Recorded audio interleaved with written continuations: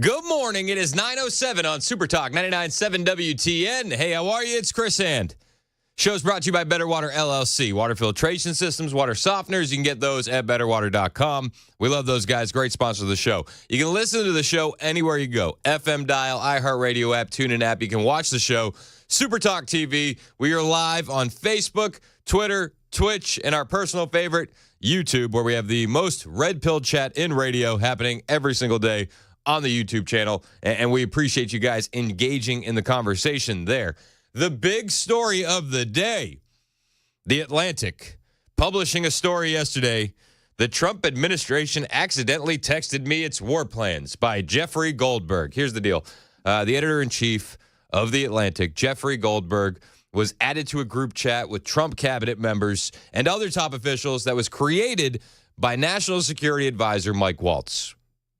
And they say that the chat was created to coordinate potential United States military strikes against the Houthis 2 days before it happened, according to the magazine. 2 days before it happened. According to The Atlantic, Waltz set up the group chat on the Signal app to coordinate the strikes and appears to have accidentally added Goldberg to it. Now, the timeline of when Goldberg was added to the chat needs to be discussed. Was he initially in the group, or was he added after the fact? Now, on a lot of these messaging apps, you will get a notification when someone new is added. You won't if they're originally in the group. You just get a notification that Mike Waltz has created the group blank. When was he added? How was he added? Now, I don't use Signal much. I use Telegram. But I downloaded the Signal app while I was stuck in traffic on 24. Don't tell my wife. So I downloaded the Signal app to look and see, okay, what's the process for adding somebody to a new group? And I'll tell you what, man, there's only a couple ways that you can add them. They're either in your phone contacts already, and it'll appear as what you have them saved in your phone contacts, or you can add them via phone number, or you can add them via username. Those are the three ways that they can be added. So from the jump, I just want to be perfectly clear with you. I have a very, very hard time believing that this was a mistake. Just a very, very hard time. I really do. I don't know how you could have done that accidentally. So the story goes out, and The Atlantic says that Waltz set up this super secret group chat on the encrypted messaging app Signal, and they set it up on March 13th to coordinate strikes, and it appeared to have accidentally added Jeffrey Goldberg to it. You know Jeffrey Goldberg, the man who fabricated the suckers and losers hoax against Donald Trump, that Jeffrey Goldberg. I just have a hard time believing this premise from the jump. I'll be perfectly honest with you. Then there's about 18 people on the chat. You got Vance, you have Tulsi, you have John Ratcliffe, the CIA director, you have Hegseth, Marco Rubio, Scott Bessent, Steve Witkoff, Susie Wiles, Stephen Miller, and more. Nobody checked the group members before they started chatting. Find that very hard to believe. Honestly, I truly, truly do. That not one person out of that entire group wouldn't have looked at who's in the group before deciding what they should say or how they should say it. I just have a hard time believing it. What if there were subordinates to these individuals in the group? Maybe you wouldn't phrase things a certain way as you would among high-level cabinet members, right? Maybe. So, again, nobody checked the members of the group. Nobody, not Vance, not Tulsi, not Susie Wiles, not Stephen Miller. I mean, maybe Scott Bessent wouldn't check. I don't know. But I just, not one of the 18 people would have checked who else is in the chat. I find that very hard to believe. And then on March 13th, Waltz reportedly sent the message saying, team, establishing this group for coordination on Houthis, particularly for over the next 72 hours.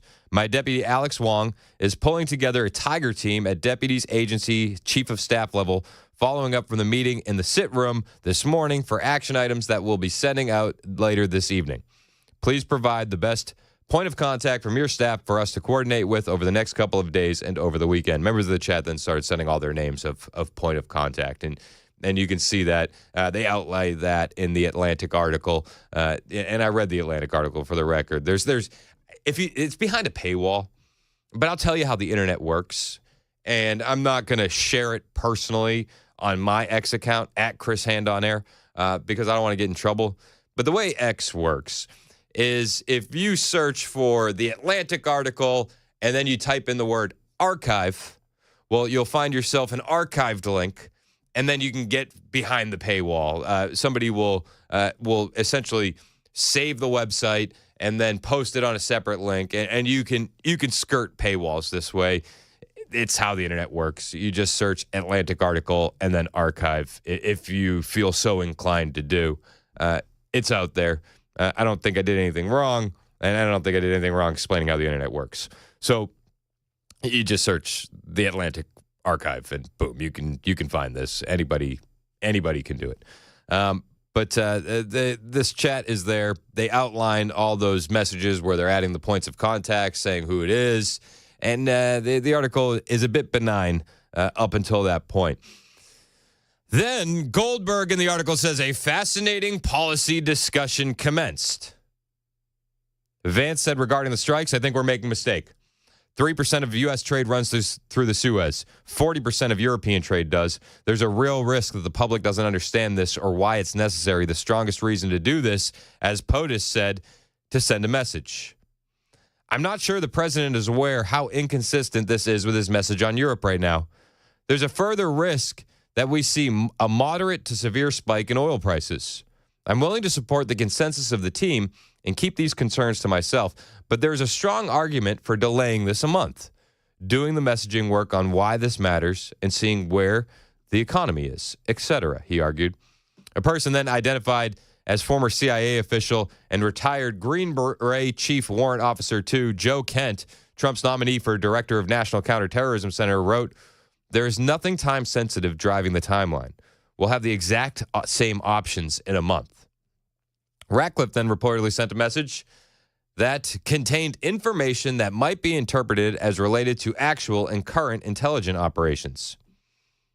Hegseth reportedly wrote, "VP, understand your concerns and fully support you raising this with POTUS.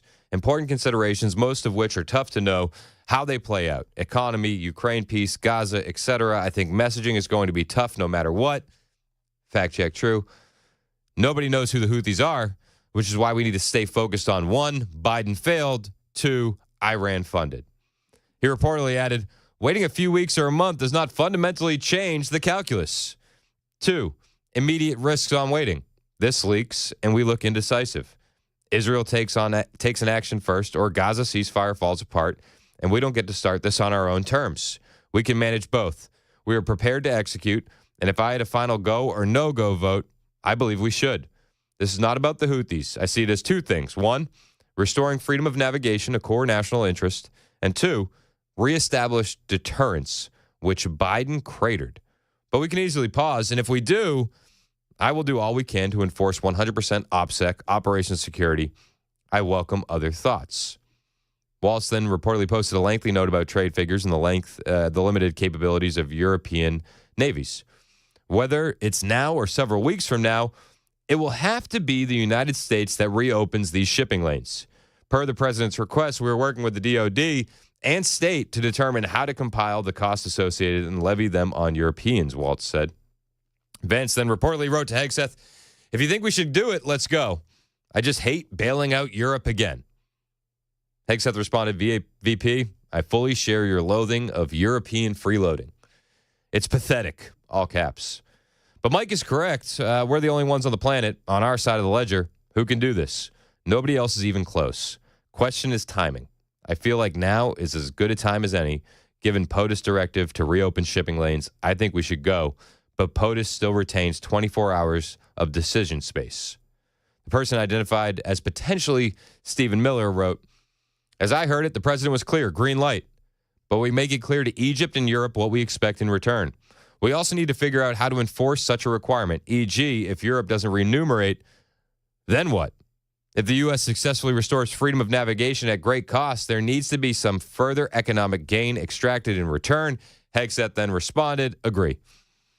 On the morning of the strikes, then Hegseth reportedly posted an update that allegedly contained operational details of the forthcoming strikes that the Houthis included, target types, weapon types, attack sequencing. Vance then reportedly responded, I will say a prayer for victory. A couple people responded with praying emojis. Goldberg then says he's sitting in his car in a parking lot and he's just waiting. Oh, I'm in the supermarket parking lot and I'm just waiting. I'm waiting for this. And then 2 hours later, he searched Yemen. Do you know where he searched Yemen? He searched Yemen on X because that's the only real news source in the world right now, to be perfectly honest with you, that even the Atlantic editor-in-chief knows you're not going to hear about this anywhere else first. You're going to hear about it first on X. And he then finds out that explosions were being heard across the capital of Yemen. Then the group chat explodes in congratulations. Everybody gives each other a pat on the back. End scene. Now, I have a hard time believing that this was accidental. I do. I have a very hard time believing this was accidental. So, was Goldberg added to leak what he saw? Intentionally. I think that's a serious question. And I think that with the way this is playing out, you can make the argument that if that was the case, if it was 4D chess, well, they failed. That you've given the left a narrative to run with for days, weeks even. It's not a good look. It's not a good look. Now, was this really an accident or the calculated move to send a message? And then you can make the argument, okay, well, what message are you sending when everything that was said in the group chat essentially is the posturing that we see in public on a daily basis? We carry the water for Europe. We're tired of carrying the water for Europe, and Europe needs to step up. So, I don't know. Is the goal to let Europe know that American leadership is fed up with them refusing to carry their weight? Well, I feel like they know that. Does the whole accident part of this make it hold more weight? Maybe. I'm not sure. Could that have been the plan all along? If it was, huge fail. Did Mike Waltz intentionally add this guy? I think that's a serious question. Did Mike Waltz add this guy knowing that the other members of the chat would miss it? I think that's a very serious question to ask. Are you saying that maybe he did it on purpose because he is part of the deep state kind of thing? Yeah, that's pretty much what I'm suggesting. I'm just going through the possibilities. Okay. And I don't think that you should rule that one out. I don't. Should it be weighted more than the others? I don't know. I mean, I think it's all public opinion right now. Yeah. I don't know if my opinion holds any more than anybody else's. I mean, we're all learning this in real time as we go, right? Like, we're going to find out more in the coming days and weeks. I do know that Politico is reporting that there are calls growing within the Trump White House for Mike Waltz to be removed following that intelligence breach, if you want to call it that, with one administration official stating to Politico, it was reckless not to check who was on the thread. It was reckless to be having that conversation on Signal. You can't have recklessness as the national security advisor. Everyone in the White House can agree one thing: Mike Waltz is an effing idiot. Oh, that's according to Politico. So take it with a grain of salt. I don't think there are any fans of the administration, and it's an unnamed source. But this is what I'm seeing online. Now, I think that you could make the argument Mike Waltz should have checked who was on the group, but I think you could also make the argument Tulsi Gabbard should have checked who was on the group. Stephen Miller should have checked who was on the group. J.D. Vance should have checked who was on the group. John Ratcliffe, our head of CIA, should have checked who was on the group. I think all of them look bad in this scenario. But I think that the question, did Mike Waltz add this guy on purpose? I think that's a fair question. I don't think it's out of bounds to ask that question. And I think when you're running through the possibilities, it's absolutely a possibility. But I think out of the scenarios, I mean, there's five, right? There's five real scenarios. Mike Waltz added this guy intentionally for whatever reason. it was an accidental addition of a journalist, which I do believe is the hardest scenario to believe. It was an intentional accidental addition of the journalist to get messaging out to Europe and Egypt and Iran. It was misdirection, or there was a disgruntled insider who added him to the chat. That one to me seems, again, the disgruntled insider theory. I find that hard to believe because if you add somebody to the chat after the fact, you're going to see a notification. The only way you wouldn't have seen a notification of Jeffrey Goldberg being added is if he was in the group when it was created. So the disgruntled insider theory that's going around, I find that also hard to believe, almost harder to believe than the accidental addition theory. But that's where we're at. And if it was 4D chess, as some people are saying online, it was 4D chess, it was 4D chess. Well, okay, you gave the left plenty of ammo.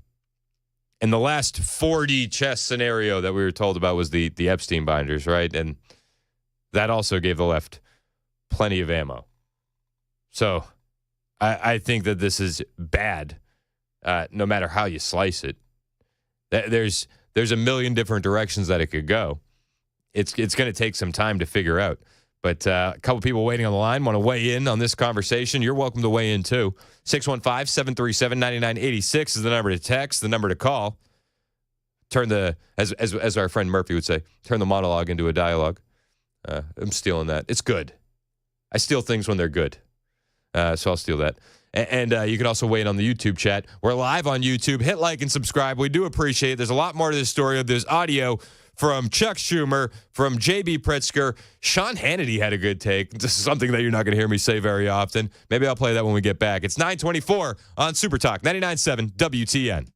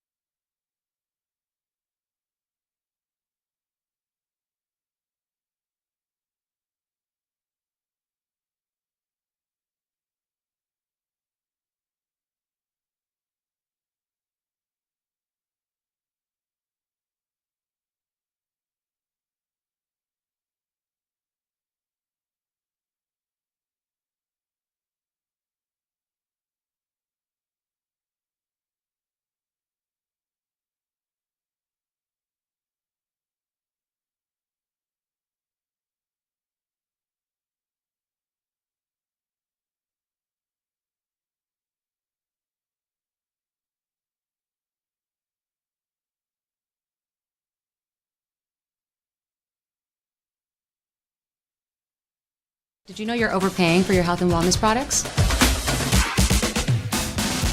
With over 20 company-owned brands offering its members vitamins, supplements, wellness, and skincare products, you're able to save up to 70% off retail. Members Nutrition can't change your life, but we can change the way you live.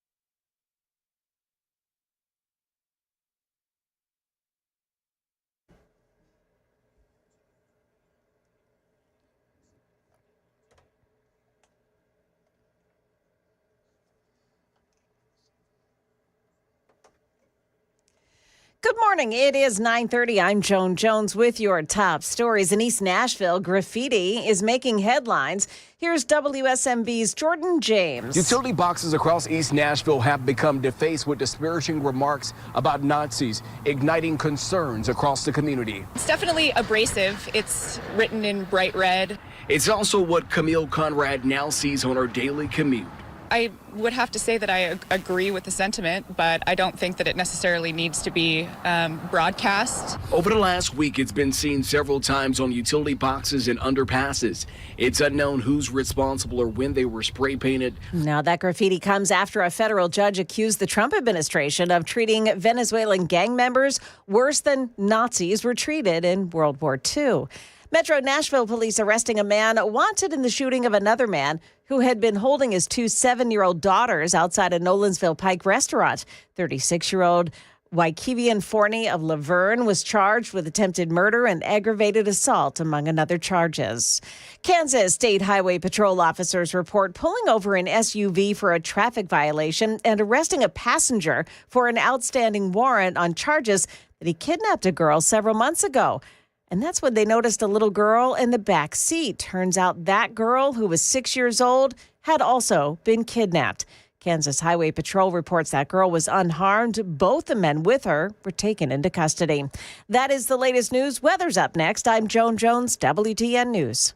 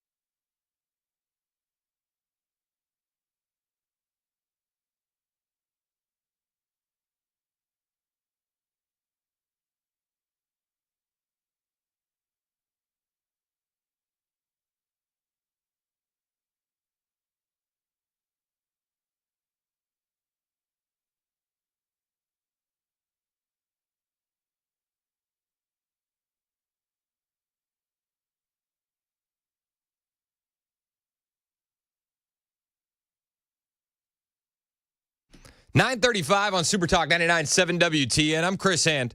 Show's brought to you by Better Water LLC, water filtration systems, water softeners, betterwater.com. You can listen to the show on the iHeartRadio app, the TuneIn app, the FM dial. Watch us on Super Talk TV, Facebook, Twitter, Twitch, YouTube. Shout out to my YouTube chat over there. Hit like and subscribe. Got to send the kids to camp. I told them, I said, you want to go to camp, we got to get more likes and subscribe. So it's on you guys. Hit like, hit subscribe. Do appreciate it. All right, so Tulsi Gabbard is testifying right now.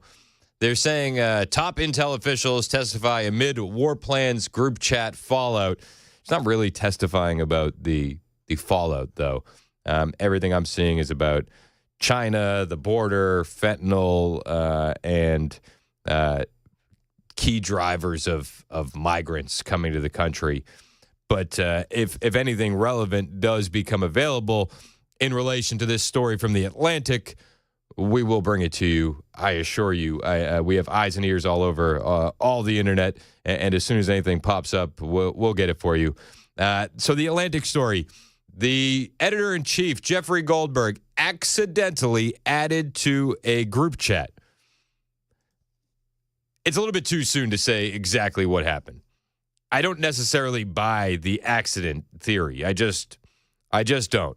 There are calls coming from inside the White House to fire Mike Waltz. One unofficial source telling Politico he's an effing idiot. Yeah, I mean, you can make that argument. But what do you think is the most likely scenario here? There's a couple, depending on how you read into the messages. That a lot of the messages that were leaked by Jeffrey Goldberg don't say anything that we don't already know.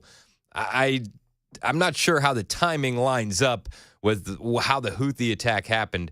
2 hours before go time, they're on Signal talking about it. I don't necessarily see that happening. I also don't necessarily see all of these people in the chat, Tulsi Gabbard, Stephen Miller, J.D. Vance, John Radcliffe, and Susie Wiles, not one of them checking who is in the chat, seeing that information. So it leads us down the rabbit hole, right? I mean, that's the only place we can go right now with this war plan leak story is the rabbit hole. So was it an accident? Maybe. I think that's probably one of the least likely scenarios. I have a little breaking news for you. Hit me. Yeah. The Fox News is reporting that it was one of Waltz's staffers that was responsible. President Trump saying that it was one of Michael's people on the phone. A staffer had his number, referring to Goldberg, had his number, and he's the one that added him to that chat. Now, it doesn't change what happened, but certainly it gives a little more information. Well, I mean, I feel like that starts to rule out the accident theory even more. Does, doesn't it? Well, and I don't know about you, but I feel like all I've heard about staffers in D.C. is that even the staffers tend to lean left. Yeah. You can't trust these staffers with this stuff. Why would you trust a staffer creating this group? That's a good question. I don't know. It also brings me back to the point I was just making. If it's a staffer creating the group chat, well, then now Tulsi Gabbard, Susie Wiles, Stephen Miller, Mike Waltz, all of these people should have checked who was in the group before they started discussing this kind of information. Hegseth Vance. Yeah. So you should have looked at who's in the group before you start discussing this kind of stuff. Of the stuff that was released, I don't think that there was anything newsworthy. At least from what I'm seeing. Now, Goldberg in the Atlantic article says on numerous times, this felt like it was a setup. This felt, a little bit too weird. It was off. He was very, very suspicious of it. Maybe that's what they were aiming for. If that's what they were aiming for, let's be honest, they still screwed up. I mean, you've given the left a narrative to run with for days, weeks now about the incompetence of the Trump administration, which is not something that I would say is a good thing. But we're going to see that play out on national TV night after night after night, ad nauseum, and that's a fail. There's no way around it. But of the likely scenarios, was it an accidental addition? Were they intentionally adding this journalist to create a psyop against Europe and Egypt? Was it a disgruntled insider, which, I mean, according to Jones reporting, seems a lot more likely now? Or was this whole thing, Mike Waltz's fault. We got a poll up on YouTube. You're welcome to jump in there and vote. It's on our YouTube channel. Hit like and subscribe while you're there. But no matter how you slice it, whether this was intentional, whether this was an accident, like I said a moment ago, it gives the left so much ammunition. Chuck Schumer was ranting against it yesterday on the House floor. Earlier today, The Atlantic magazine released a stunning and alarming report about the accidental leaking of the Trump administration's coordination on classified military operations targeting the Houthis in Yemen. According to the report, a member of the press was somehow added to an unsecured text chain with the Vice President, the Secretary of Defense, the Secretary of State, the CIA Director, and other national security officials. The text chain was not a secure conversation. The app used is not approved for discussing classified military operations. I'll point out that while the man that created the Suckers and Losers hoax over at The Atlantic says that there was classified information, he provided no receipts. And he very well could have. And if he has them, I hope he does. Put the redactions in there and post what you got. Otherwise, we have to assume that you're lying about sensitive, classified information. That's not going to stop the left from using that as a talking point, make no mistake about it. But until you show us some receipts, well, it's hard for me to take your word for it. It just is. J.B. Pritzker went on TV last night. He's like, we need to fire Pete Hegseth. And it's like, chill, bro. Get some information on the matter before you go on TV to speak about it. Hegseth didn't create the chat. He didn't add this person to the chat. The blame falls at the feet of Mike Waltz or the staffer that created the chat, which in turn would be the feet of Mike Waltz. Let's be perfectly honest. But this is where we're at. Hegseth did they haven't come right out and denied the existence of the chat, but they are denying that there was classified material in there. Hegseth was on TV last night, and he said, this is on Fox News. He said no, nobody was texting war plans. So they're not denying the chat, but they are denying the information that was provided in the chat. This is Hegseth yesterday on Fox News. I think this was before he went to the Indo-Pacific, or this is when he landed in Hawaii. Exactly what we're doing as we speak from the beginning, overwhelmingly. Why were those details shared on Signal, and how did you learn that a journalist was privy to the targets, the types of weapons used? I've heard I was characterized. Nobody was texting war plans, and that's all I have to say about that. All right, so, I mean, whose word are you going to take there? Are you going to take Jeffrey Goldberg of The Atlantic, who provided no receipts, just a strongly worded letter, or Pete Hegseth? I think, given the history of Jeffrey Goldberg and The Atlantic, you want to take Hegseth's word there. Yet Jeffrey Goldberg was on TV last night. He jumped on CNN, and he said that, no, Hegseth is lying when he says that there was no classified information there. Again, when it comes to Goldberg, I say consider the source. They're saying that nobody was texting war plans. Given you were privy to this group chat, is that how you saw it? No, that's a lie. He was texting war plans. He was texting attack plans. When targets were going to be targeted, how they were going to be targeted, who was at the targets, when the next sequence of attacks were happening. I didn't publish this, and I continue not to publish it because it felt like it was too confidential, too technical, and I worry, honestly, that sharing that kind of information in public could endanger American military personnel. But no, they were plans for the attack. And they were texted before the attack. And there were things texted that you viewed as so sensitive, you did not even publish them in your report today. I mean, your integrity is at such a high level over The Atlantic, isn't it? Provide receipts, bro. I mean, like, I always hate this kind of stuff where, like, I have information that will lead to this. Like, prove it. Prove it or don't. Like, crap or get off the pot. Either you have the proof and you can issue it out in some redacted form to say, seriously, look, I have the receipts, or you can stop saying that you have it. Like, you either have it or you don't. Show us, or we can't just take your word for it. Hegseth says nobody was texting war plans. Jeffrey Goldberg says Hegseth lied. And Hegseth said, consider the source. I mean, I think that this is all very much baked into the cake with this is consider the source. Share how your information about war plans against the Houthis in Yemen was shared with a journalist in The Atlantic, and were those details classified?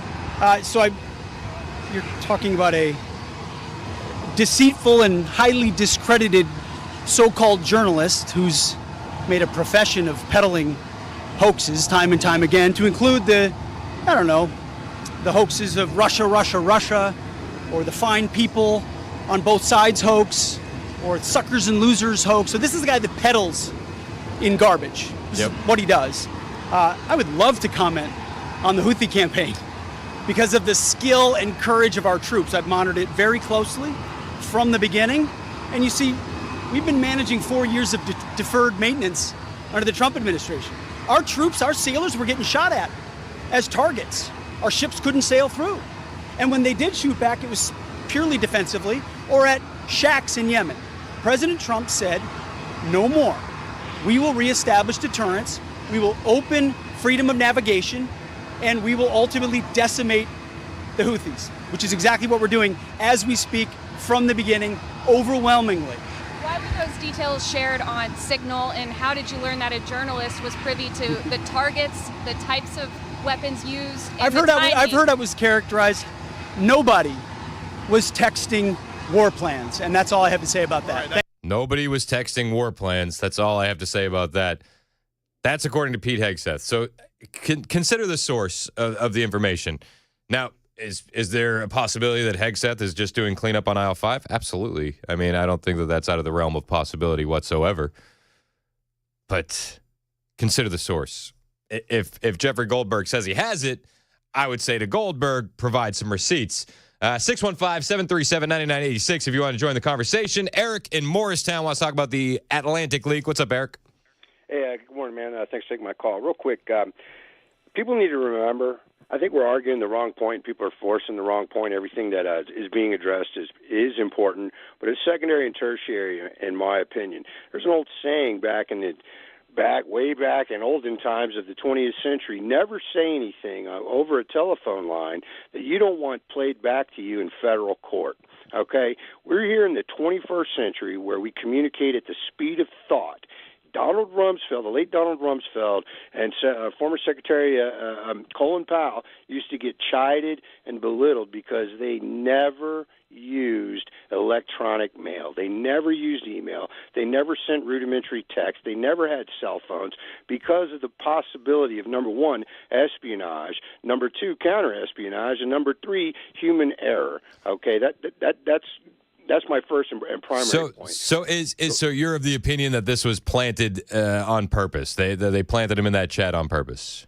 I want to say if it is a staffer, and these staffers on the Hill, if they're especially a cabinet level position, they have top secret clearances. They get vetted. They know better than what they probably did. I'm of the opinion it was purposeful, accidentally on purpose, like your 12 or 13-year-old ripping cookies off out of the cookie jar. I think that that's my go on that one. However, the buck needs to stop with somebody. If it is indeed the National Security Advisor, Mike Waltz. Mike Waltz. That's where the buck stops with him. He needs to make, hey, this happened. My staffer, they've been terminated. They've had their security clearance pulled. They're under investigation. Whether it leads to that they did accidentally on purpose release classified information. How should I say it? I don't believe that classified information was released, if that makes sense. Well, I'm with you on that. And I think if you're going to make that claim, if you're going to make extraordinary claims like Jeffrey Goldberg is in The Atlantic, then you need extraordinary proof. So give us some screenshots with some redactions to support your claims of top secret classified information being discussed in the chat. Yeah. Roger that, understood. That's where the Department of Justice comes in. Yep. That they should have FBI, post haste, boom. What the Whiskey Tango Foxtrot is going on this Charlie Foxtrot. But I don't mean to go down a different rabbit hole. The Department of Justice, Pam Bondi's a little bit preoccupied with her Fox News hits. Yeah, you know what? 110%, 110% on that one, man. She needs to quit commenting and start acting more authoritative instead of auditioning for a bits. 100%. That's my opinion on that. Now she might be a smart lady, but remember she's number 2 pick. But back to the Atlantic stuff. And the Atlantic is also the mouthpiece for what people commonly call the globalists, especially Western globalists in the United States. Jeffrey Goldberg has the proverbial, what, for getting back at the Trump administration. And Pete Hegseth, all over the place. They're trying to how should I say, get rid of that guy. And you saw that immediately online. The vitriol turned towards Hegseth, and everybody was aiming at Hegseth. Before they even read the Atlantic piece, J.B. Pritzker is on the news in the Atlantic piece. This is how you know the Dems, how they're just so dumb. The Dems have their talking heads on TV. J.B. Pritzker's on TV saying Hegseth needs to be fired over this. And it's like, in the Atlantic piece, they say Mike Waltz added him to the chat. Well, you know what?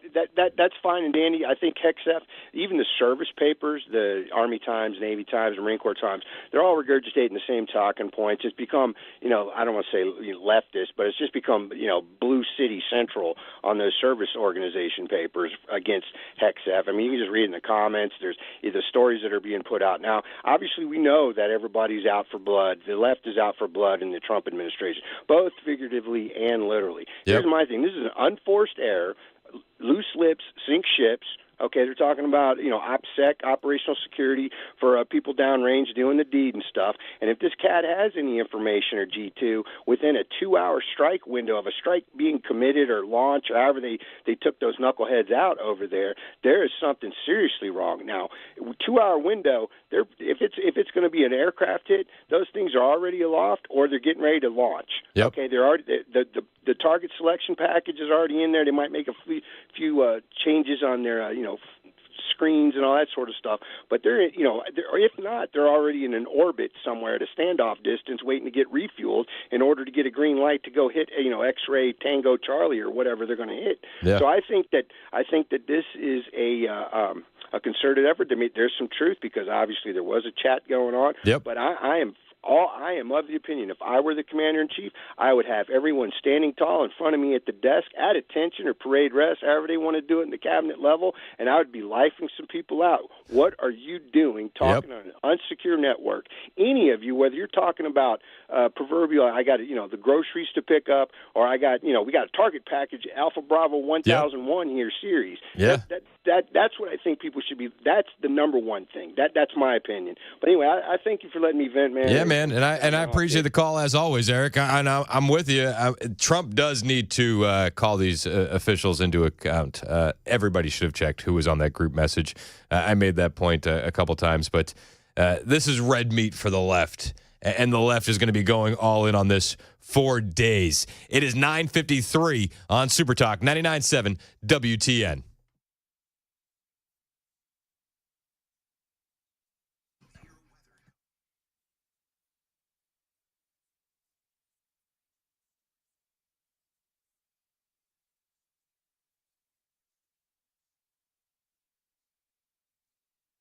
Hey, it's Chris Hand here for my friends at the Glock store. We're lucky to have these guys in Nashville. Now, one of the reasons that the Glock is the most popular handgun in America is all the ways that you can customize it with custom parts, performance parts, competition triggers, night sights, extended controls, magwells, red dot optics. I mean, there's too many for me to list. I could go on and on and on and spend the entire commercial telling you about the performance parts. But rest assured, if you need it for your Glock, you want it for your Glock, it's available at the Glock store. Now, here's the reason why we're lucky to have the showroom in Nashville. You can buy all these parts online at Glockstore.com, but when you buy them in store, there's always a gunsmith on duty, and that gunsmith will install the parts for free for you while you wait. Yes, any of the parts you buy for your Glock will be installed for free while you wait. There's a lot of reasons like the Glock store. Free parts installations, just one of them. You'll find even more reasons when you visit. Minutes from the airport, worth the drive from anywhere, always available online, Glockstore.com.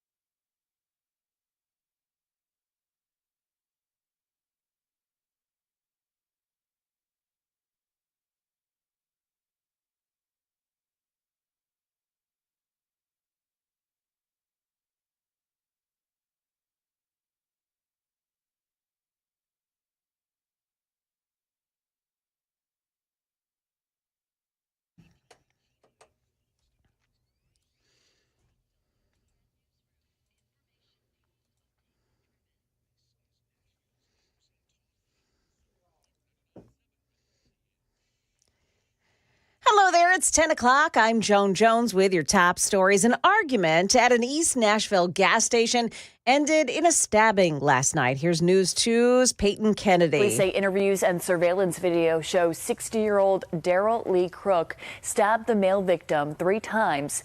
Police broke up the situation and were told the victim was taken to the hospital with serious injuries.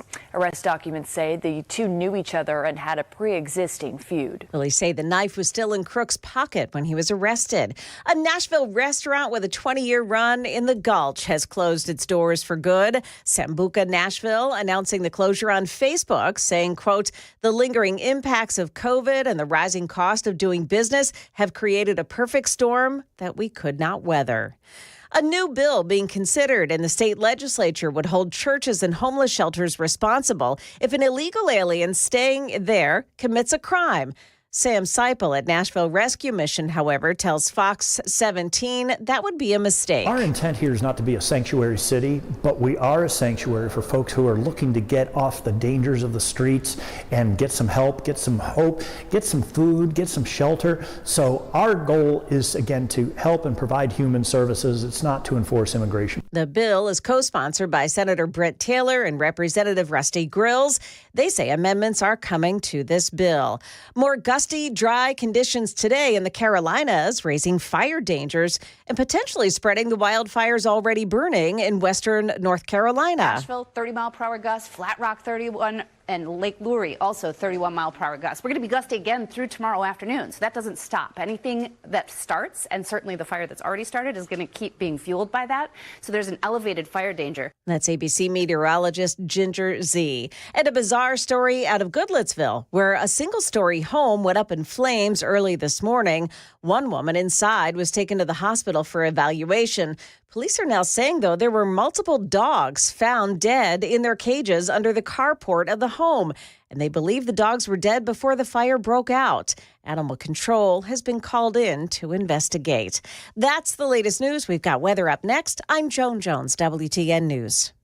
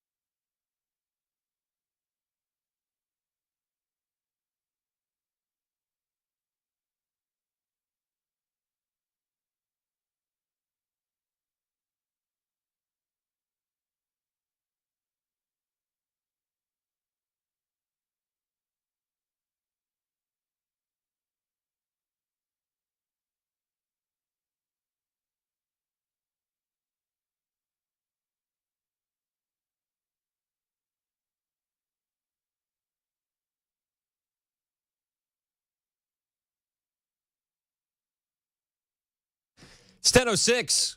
Super Talk 99.7 WTN. I'm Chris Hand. Show's brought to you by Better Water LLC. Water filtration systems, water softeners, betterwater.com. You can watch the show over on YouTube.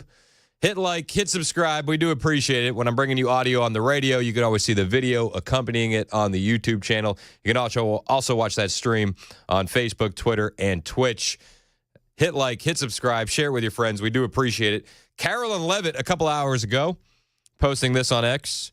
Jeffrey Goldberg, the editor of The Atlantic, who has posted the war leak, the war plan leak story. She says, Jeffrey Goldberg is well known for his sensationalist spin. Here are the facts about this latest story. 1, no war plans were discussed. 2, no classified material was sent to the thread. 3, the White House counsel's office has provided guidance on a number of different platforms for President Trump's top officials to communicate as safely and as efficiently as possible.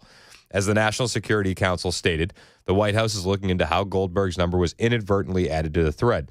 Thanks to the strong and decisive leadership of President Trump and everyone in the group, the Houthi strikes were successful and effective. Terrorists were killed. That's what matters most to President Trump.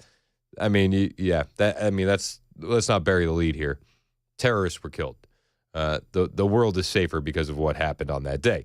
Now, how did this guy get added? Well, you heard Joan a little while ago saying it was a staffer of Mike Waltz. Well, Mike Waltz should still be held accountable. Tulsi Gabbard, along with a few other top intel officials, are currently testifying on Capitol Hill. They're not essentially testifying about the war plans fallout, but those questions are coming up. And Senator Warner, I believe it is, out of Virginia. Yeah, Senator Mark Warner out of Virginia, Democrat, asked Tulsi Gabbard about that signal chat while she was in that hearing. The hearing is still going on, mind you. So as audio becomes available and video becomes available, we'll have it for you on the radio and on the YouTube stream. But this is that exchange with Tulsi Gabbard moments ago. Senator, I don't want to get into the specifics. Ma'am, were you on? You're not going to be willing to address. So you're not. Are you denying? Matt, will you answer my question, ma'am? You were not TG on this group chat. I'm not going to get into the specifics. So you refuse to acknowledge whether you were on this group chat. Senator, I'm not going to get into the specifics. Why are you going to get into the specifics? Is it because it's all classified? Because this is currently under review by the National Security Council. Because it's all classified? If it's not classified, share the text now. As the White House previously stated, is it classified or non-classified information on this text? I can confirm. Dr. Radcliffe, were you on the group chat? Senator, I was on a signal messaging group. So you were the John Ratcliffe on that? Yeah, he was. Tulsi Gabbard not answering any questions directly. I think that's probably the smart play, let's be perfectly honest. Wait until more information becomes available and decide when you want to release it from the administration, not when a Democrat senator wants it announced in this hearing. It's probably the right play. As more info comes out of this intel hearing that's happening, we'll bring it to you right here on Super Talk 99.7 WTN. In the meantime, 615-737-9986. Randy on the road wants to talk about the Atlantic League. What's up, Randy? Thanks for holding, man. Hey, man, good to talk to you, Chris. Love your show, brother. Hey, I appreciate it, man. Can you jump off speakerphone for me, brother? Oh, man, I don't know if I can or not. I'm driving this old truck. All I was going to tell you was a key word there, except his defense, was they weren't talking any war plans, Okay. Yeah, I mean, well, that's all. Yeah, and that's all. That's all you got? Hey, man, I appreciate the call, Randy. Thank you so much. But, yeah, Hegseth did say that. We weren't talking war plans. Now, Jeffrey Goldberg at The Atlantic says, no, you absolutely were talking war plans. There absolutely was classified information that was being sent out. And I would just say provide some receipts, right? Provide some receipts by all means. We're waiting on receipts. I'm open to the possibility that this was a huge misstep by the Trump administration, right? I think that's why wouldn't we be open to that possibility? I'm also open to the possibility that the leftists are going to blow this completely out of proportion. Why wouldn't that be a possibility? And I think until new information becomes available, all we're doing currently is speculating. The speculating's fun, make no mistake about it. And the conversation that's being had around this is very important, make no mistake about it. But until more information comes to light, that's all we're doing is speculating. And Jeffrey Goldberg, without providing receipts, isn't really providing evidence. And I would go back to what I said earlier, consider the source. This is the suckers and losers guy. This is the guy who told us that 9/11 was helped by Saddam Hussein when he worked for the New York Times. He actually said that. He was the New Yorker, not the New York Times. He wrote a piece in the New Yorker about how Saddam Hussein was aiding and abetting Osama bin Laden to attack America on 9/11. This is that Jeffrey Goldberg. Consider the source. Brent in Sparta wants to talk about the Atlantic leak. What's up, Brent? Hey, Chris. I love listening to your show. I was just going to say leftists are necessarily lunatics, but not necessarily stupid. I'm sure that Goldberg, the editor, was like, yeah, right. I just got accidentally added to this. You know what I mean? And so he was smart enough to hold it to spin his narrative when they thought they were going to play him and he would run with the plans immediately. Yeah, I mean, you could definitely make that argument. But until Goldberg, the way he put out that piece, though, I just need more evidence from him. I don't necessarily believe it happened the way he said it went down. I would be more inclined to believe the administration. With you, but I think we can see what kind of the 4D chess was, and it kind of blew up in our face. Yeah, well, and if that's the scenario, right? If you do believe it was the 4D chess, well, then yeah, the 4D chess failed, and I think you're absolutely right. If you believe it was 4D chess, I think it's still too early to tell if it was 4D chess, and like everything can't be 4D chess all the time, right? Like there's always the 4D chess bros online. Oh, this is 4D chess, and I don't know. I don't want to buy into that immediately, and I don't want to discount that immediately. But it blew up in their face if it was. Yeah, 100%. 100%. Also, the 4D chess stuff, does it hold much weight when everything that was leaked is what they say in the public? I don't know. It's like nothing that was said in the leaked messages in the Atlantic are anything that we don't already know that the administration thinks. Right? That's where we're at currently. As more information comes available on the Atlantic leak story, man, we'll have it for you right here on Super Talk 99.7 WTN. They're definitely going to be obsessing over this for the next few days. Hannity talked about this last night. I'm not the biggest Hannity fan, but I will tell you this: he absolutely nailed his commentary on this last night when he was talking about. Consider the source. The people who covered up Joe Biden's failures are now going to be hammering this story for weeks and weeks. Instead, they are obsessed with an accidentally leaked text, a chain from Trump cabinet officials who are debating the merits of military strikes in Yemen. So the very people that covered up their president's severe cognitive decline, lied about wide open borders, both of which are clear and present dangers to our country, now want you to believe that they actually give a damn and care about national security. More feigned, phony outrage. This is now the scandal of the week that you will see nonstop, 24/7, that nobody will care about. Now, by the way, it's not only a smear, but it's waged by the left. That's all they've got, and their bingo cards. And instead... It's a smear waged by the left. That's Hannity's take. I think that you can definitely make that argument until Goldberg provides some more evidence. Will in Lebanon, you're next on Super Talk. What's up, Will? Hey, I just have a point to make. We're talking about Goldberg, or this guy's name, who reported this stuff. Why don't we start releasing the names of the people that leaked it, that leaked the number or tied him into the chat? Well, they're saying it was. They're saying it was. They're saying it was one of Mike Waltz's staffers. Well, then release the staffer's name. Everybody knows who this idiot is. I mean, I guess I would just ask the question: what's the benefit in that?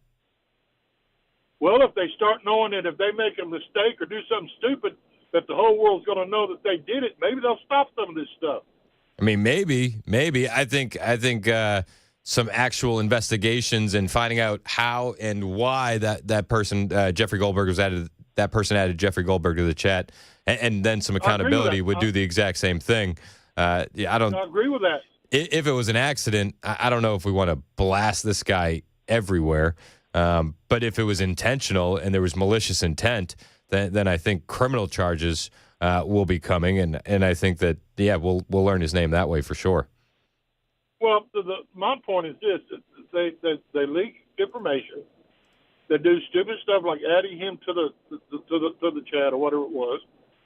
But nobody ever releases these people's names, so nobody knows who they are. Start releasing their names, and maybe they'll stop doing some of this stuff. Maybe.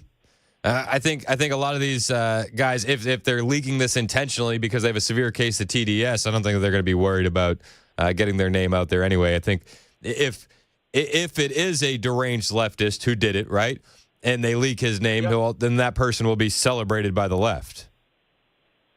Do you know what I mean? You'd get the virtue signaling points that you were looking for anyway.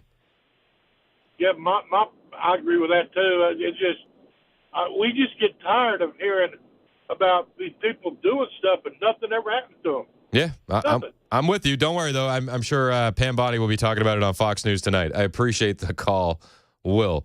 We'll see what's going on, man. It's going to take some time to dig through all of this, and there's going to be messaging from both sides and narrative pushing from both sides, and you're going to have to, wade through the muck to figure out the truth.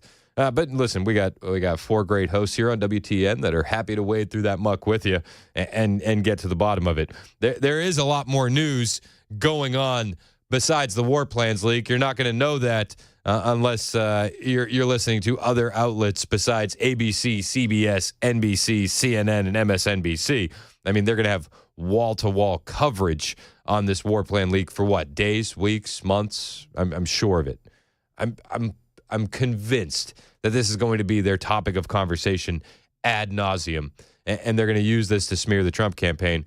Which again, I would go back to, well, how did it happen? And to all the people that are saying 4D chess, is this the result of 4D chess that you were looking for? I don't think that's a good result whatsoever. And if you look at what Pam Bondi with the Epstein binders, it was 4D chess. Well, did that work out in our favor? We do have an update on the Epstein files. Not necessarily sure it's the update you're looking for. And disappointing. Disappointing would be one way that I would describe it. I'll tell you about that update when we get back. It is 10:20 on Super Talk 99.7 WTN.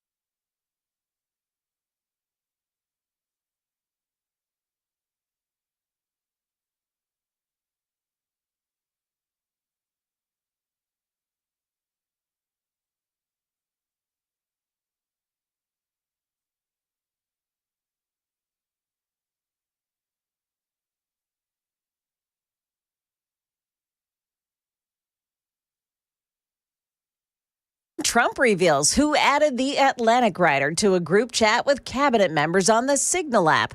Also, a hate crime hoax revealed in Pennsylvania. Those stories coming up at 10:30 on Super Talk 99.7 WTN. Thank you, Joan Jones. 10:24 on Super Talk 99.7 WTN. I'm Chris Hand. Show's brought to you by Better Water LLC. I said I got an update on the Epstein files. Apparently, the FBI is working around the clock on a frenzied mission to redact Epstein files ahead of release.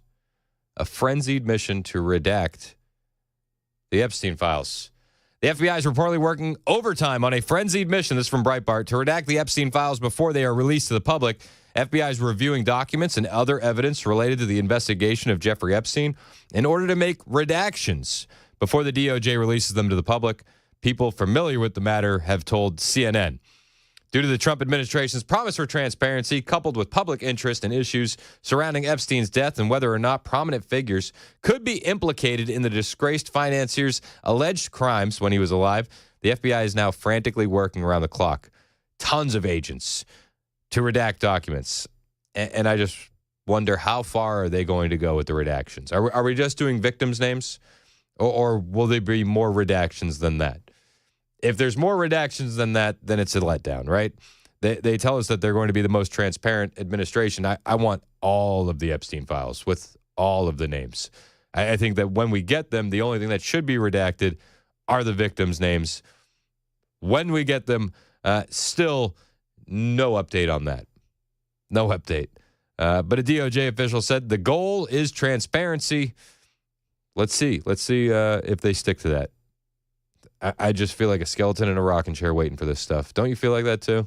Now, this is the last time that the Trump administration had egg on the face when they had all the Epstein binders and Pam Bondi gave them to the social media influencers. It was a bad look.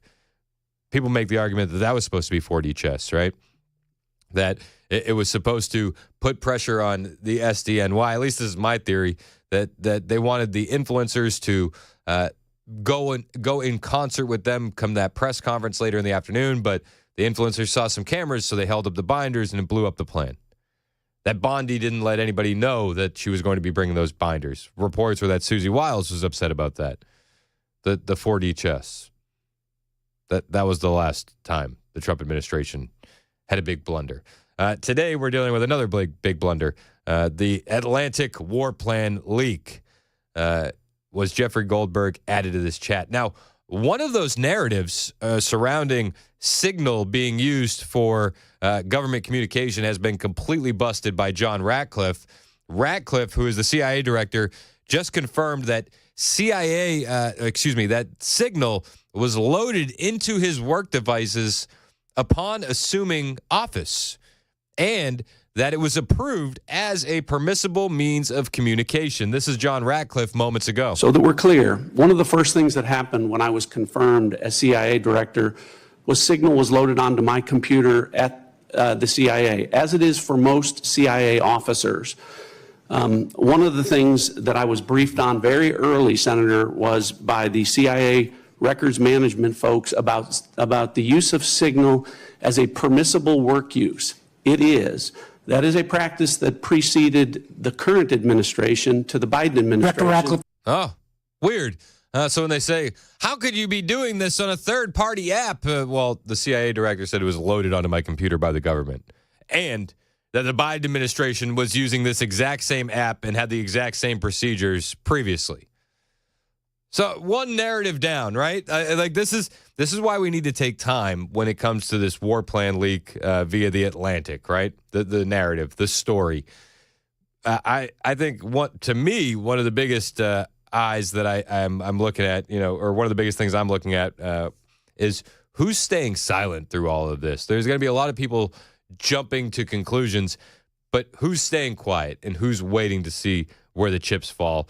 I think that currently those are the voices that you should be paying the most attention to, not the ones that are going for the sensationalist headlines. And you might be saying, well, Chris, you're talking about it. It's like, I got a talk show.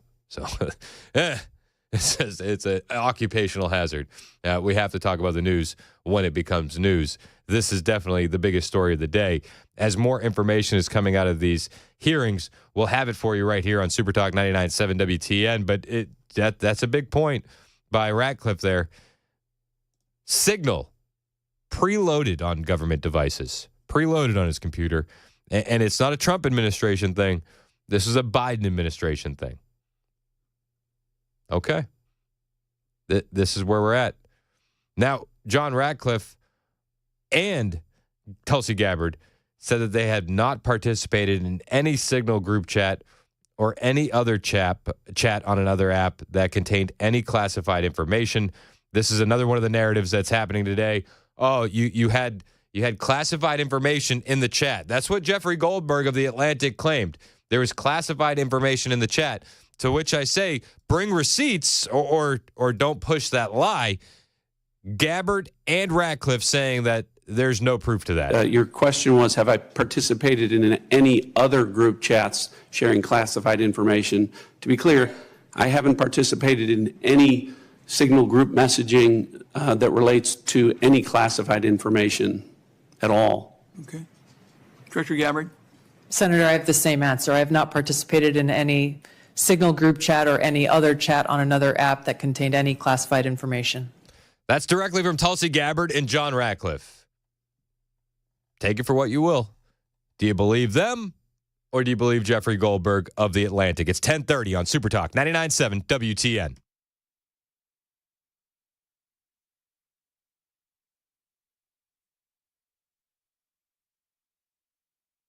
10:30 now. I'm Joan Jones with your top stories. It appears that Mike Waltz's job is secure. President Trump says he's not planning on firing his national security advisor over the news that an Atlantic magazine reporter was added to a secret text chain with cabinet members on the Signal app. In fact, President Trump says it was one of Waltz's staffers who had writer Jeffrey Goldberg's phone on his phone that added Goldberg to the chat. Waltz is also telling colleagues that he has never met nor talked to Goldberg. Fresh off the Signal app scandal, the leaders of several intelligence agencies are testifying before Congress this morning. In his opening remarks, Senate Intelligence Chairman, Democrat Mark Warner of Virginia, made the case that the United States is losing credibility around the world. But how can our allies ever trust us as the kind of partner we used to be when we, without consultation or notice, for example, stop sharing information to Ukraine in its war for survival against Russia? The hearings are set to focus on worldwide threats to the U.S. national security from China, Russia, and Iran. A Pennsylvania woman has been arrested for staging a hate crime hoax. LaTarsha Brown had been a City Hall employee for the city of Allentown. She called police in January to report a noose that was lying on her desk when she arrived at work. After police asked her for a DNA swab, Brown asked the police to end the investigation. Eventually, they did match the DNA on the noose to Brown's DNA. She's been charged with 2 misdemeanor tampering and false reporting charges. That's the latest news. Weather is up next. I'm Joan Jones, WTN News.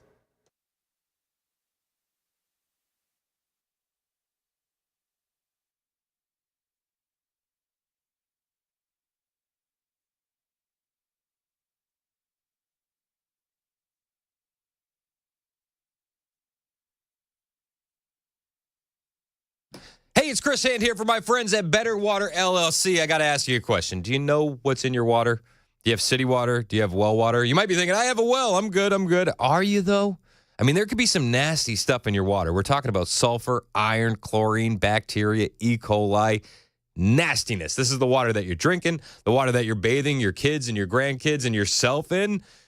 Are you sure it's clean? Better Water will test it for you for free. All you got to do is give them a call, Craig or Brandy. They'll come out to your home. They'll test your water for free. And if you got the nasty stuff in it, they offer a full range of water treatment equipment, from reverse osmosis units, water softeners, specialized filters, UV lights, you name it. And they're based out of Middle Tennessee, located right in Smyrna, and they'll treat all of Middle Tennessee. These are the same guys treating the water in your coffee shop, your hospitals.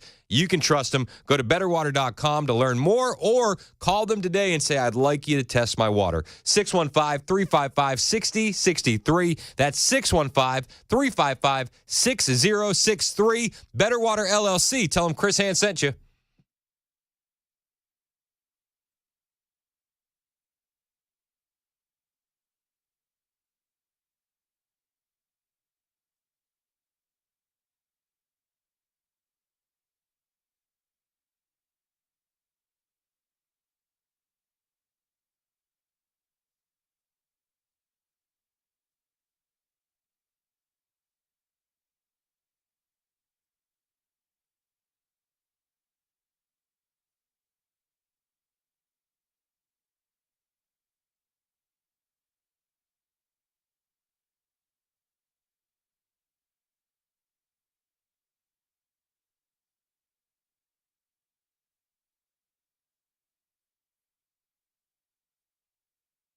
Did you know you're overpaying for your health and wellness products?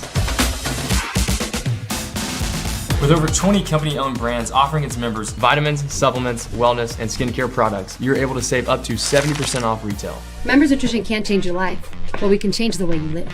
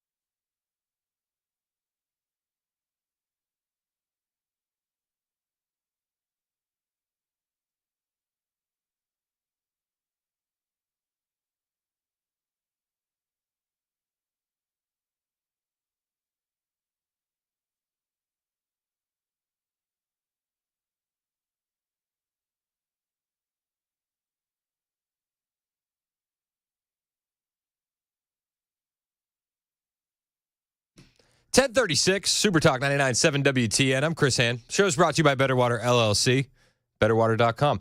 You can listen to the show anywhere, the FM dial, the iHeartRadio app, the TuneIn app, the 99.7 WTN app. You can watch the show, Facebook, Twitter, Twitch, our personal favorite, YouTube. Hit like and subscribe. And if you miss anything, podcasts are always available on Apple and Spotify. I think I did all the things. Is that all the things? I've had a busy morning here. If you want to join the conversation, get in on it. 615-737-9986.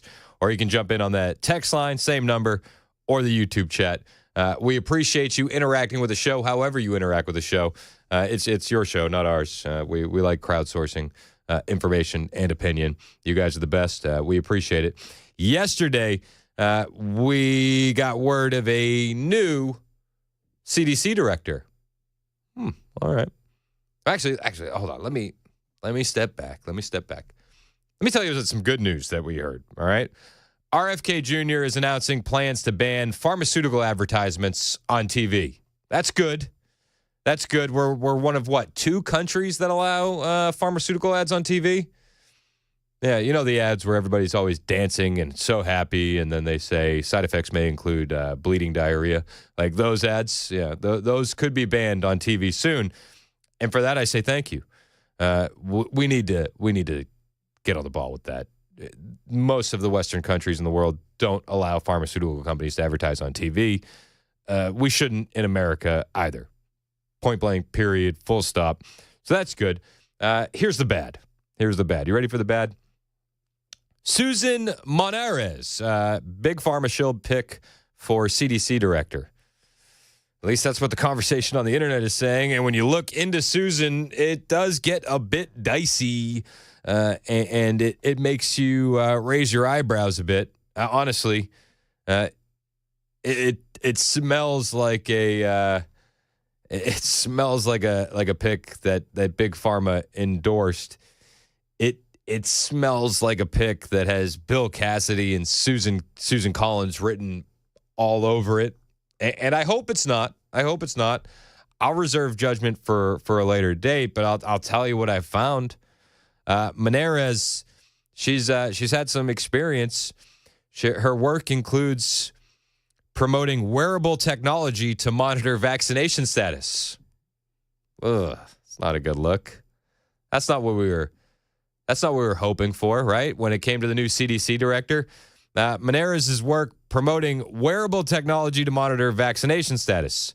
That focus began during her time with the Biden administration. Now, it's obviously raising red flags among just about everyone in the Mahav movement. Concerns about privacy, concerns about vaccine mandates, concerns about vaccines in general. This is the new head of the CDC. We understand that the Mahav movement isn't exactly a huge fan of wearables to monitor vaccination status. No, I think that's putting it lightly. I think they would honestly revolt against it. Quite a few people in the Mahav movement are saying, oh, yep, this is what we feared when it came to voting for Donald J. Trump. I'm holding out hope that maybe she turned over a new leaf. But again, the more you look into her past, the more suspicious it gets. She was the deputy director of ARPA-H. This is a Biden administration agency under HHS designed to fast-track high-risk, high-reward biomedical research. ARPA-H, they're built on the same framework that DARPA is built on, and DARPA is the military's cutting-edge research agency. Menarez was a Science and Technology Policy Fellow with the American Association for the Advancement of Science. She's held key positions in the White House's Office of Science and Technology Policy and the National Security Council, working on everything from fighting antimicrobial resistance to advancing that wearable health tech and strengthening pandemic preparedness. You start to catch the drift of why the Mahav movement is a bit suspicious of Susan Menarez. Yeah. RFK, I mean, he's railed against DARPA. I mean, he's literally written books on DARPA and BARDA and ARPA-H and how he would say that they're CIA cutouts fueling the bio-warfare industrial complex, creating pandemics. And people are saying that when you force Secretary Kennedy to accept Susan Menarez as the CDC director, the same Susan Menarez who is the former head of ARPA-H, they're calling it a public humiliation ritual. Yikes. The Mahav movement, I'll be honest with you. There's fewer groups that I trust more than the Mahav movement. I don't think the intentions of the Mahav movement are anything but good. And when an overwhelmingly majority of the Mahav movement say that this is bad, I think you should at least look into it and ask the question why. And when I did that and I start looking into her history, especially when it comes to her work promoting wearable tech to monitor your vaccination status, I can understand why the Mahav movement is saying, why did we pick her? Can anybody explain why Susan Menarez was picked? And then you dig into her a little bit more, and she scrubbed her Facebook. That's suspect. Isn't that suspect? Don't you find that suspect? Anytime somebody gets a big gig and then you go to look to their social media history and it's all mysteriously vanished, that's a massive red flag. Massive. And Susan Menarez, she scrubbed her Facebook. Now, I will say this. Robert F. Kennedy's former foundation, the Children's Health Defense, put out a glowing email about how great it is that they're getting people in there. And I'll be even more honest with you. When I saw that email, I was like, I find this a little bit disappointing and concerning. You know, the same organization that was being drilled for the baby onesies about vaccination status, this organization is now sending out glowing emails about filling positions quickly over at HHS. But a lot of people are saying, call this what it is, a massive mistake. Now there are other voices on the internet that are saying she posted support for the COVID shot. And, I mean, listen, you can do a little bit of digging and realize that she didn't. And it takes some very short digs. They're using this argument by pointing to the CDC director Twitter account, but those posts were left over from the last holder of CDC director, the last person that held the title of CDC director. Those are not Susan Menarez's. There's also posts saying that Susan worked for the Bill and Melinda Gates Foundation. A lot of that. I did a lot of digging in that area, and I found no direct evidence that she worked for the Bill and Melinda Gates Foundation. Maybe I'm wrong. Maybe I missed it, but I dug for quite some time. So maybe right now what we do is a hope for the best, prepare for the worst kind of situation with the new CDC director. The biggest red flag that I saw that was pretty much definitive was that she promoted wearable technology that monitors your vaccination status, which is a red flag that's big enough in and of itself. Again, the pick has Bill Cassidy and Susan Collins and everybody who is so anti-RFK because of his vaccination views. It has them written all over it. It feels like a bent knee. And I think that the important thing to point out is there was a lot of people that were available for the job that would have done great. People that we've heard of, and that the Maha movement, who I do believe helped us win that election. I don't know if we win the election without RFK and the crunchy granola Maha movement. I don't know if we do. And there's a lot of people that we could have picked for CDC director that would have satisfied that whole crowd. People like Joseph A. Ladapo, and I think I'm pronouncing that right, but there's only a couple things I do here, and one of them is butcher names, so I apologize if I'm butchering it. But he's Florida Surgeon General, and a lot of people are saying, why didn't you pick that guy? I mean, that guy is on the money, and he's been saying a lot of right things for a very long time. Even during the pandemic, he was saying, I'm not sure you want to go out and get the COVID mRNA schmaxine. People believe that what is happening isn't actually happening. These vaccines have a terrible safety profile. At this point in the pandemic, I'm not sure anyone should be taking them. And that's, that is the honest truth. I don't think anyone probably should be taking them. They have a terrible safety profile.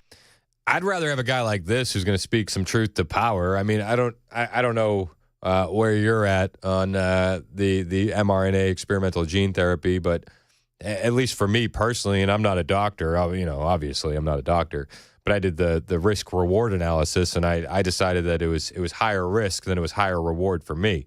Now, there are certain individuals in the population where I could see you falling on the other side of that equation, and that's fine. Do exactly what you want to do. Consult the doctor. I'm not one of those. But I just want somebody that's at least bucking the trends and bucking the norms and following the science that's out there, not the science they tell us to follow. And Florida Surgeon General would have been that guy. Whereas the one they picked was promoting wearable tech that monitors your vaccine status. Not a good look. This would have been a much better look. And we have, unfortunately, a CDC and FDA who the most consistent thing they've done is deny the truth. Yeah. Whether it was pushing masks, they did squat. They did not have any substantial impact, no benefit. Yep. Pushing masks, pushing the vaccines in little kids, all these low-value, divisive policies. Yep. They did. Meanwhile, here's the truth, right? You look at these studies of the mRNA COVID-19 vaccines. There was a study published a few weeks ago in a journal called Lancet, a journal that's well known, I should say. And what did these authors show? They showed that after 7 months, the protection from infection, right? It started, around 70%, down. At 7 months, it hops onto the other side of the axis, right? So it is negative, and that continues, and that the magnitude of that negativity increases over time. What does that mean, folks? It literally means that the people who received that vaccine were more likely to contract COVID-19 after 7 months than the people who did not. And what did we see? What did we see during the pandemic? All these vaccinated individuals coming down with COVID time after time after time. So for me personally, I would have appreciated a CDC director who was bucking the trends during the pandemic, you know, following the actual science out there, not the science that the TV told you to follow. And what we got was Susan Menarez as the new CDC director pick. She's still got to be confirmed, but she's the pick. And she, during the pandemic, was promoting technology that monitors your vaccination status, wearable technology that monitors your vaccination status. Huge red flag. And it's completely understandable why the Maha movement is nothing short of pissed right now. Pissed. What did we learn during the pandemic? Have we forgotten all of that? Have we? Are we going to be bending the knee to the types of people in the Senate like Bill Cassidy and Susan Collins? I would have loved to see Florida Surgeon General as the CDC director. There's still time. I mean, if you want to call your congressmen, your senators, and demand you want to give a phone call to Bill Haggerty, a phone call to Marsha Blackburn, and demand that they vote against Susan Menarez, I think that that's a pretty good idea. And I will be personally doing that as well. I think you should do the same. And I think that we should make our voices heard here. If we learned anything during the pandemic, is that the so-called experts, they were essentially parrots. And they were just telling us what the TV was telling us and going along with the trend. They weren't swimming upstream at all. The ones that were lambasted and ridiculed and mocked, yet they stood fast and they kept pushing against these trends. And as time went on, they were proven to be right. I'd rather go with somebody like that than somebody who was with them from the beginning. It's 10:51 on Super Talk 99.7 WTN.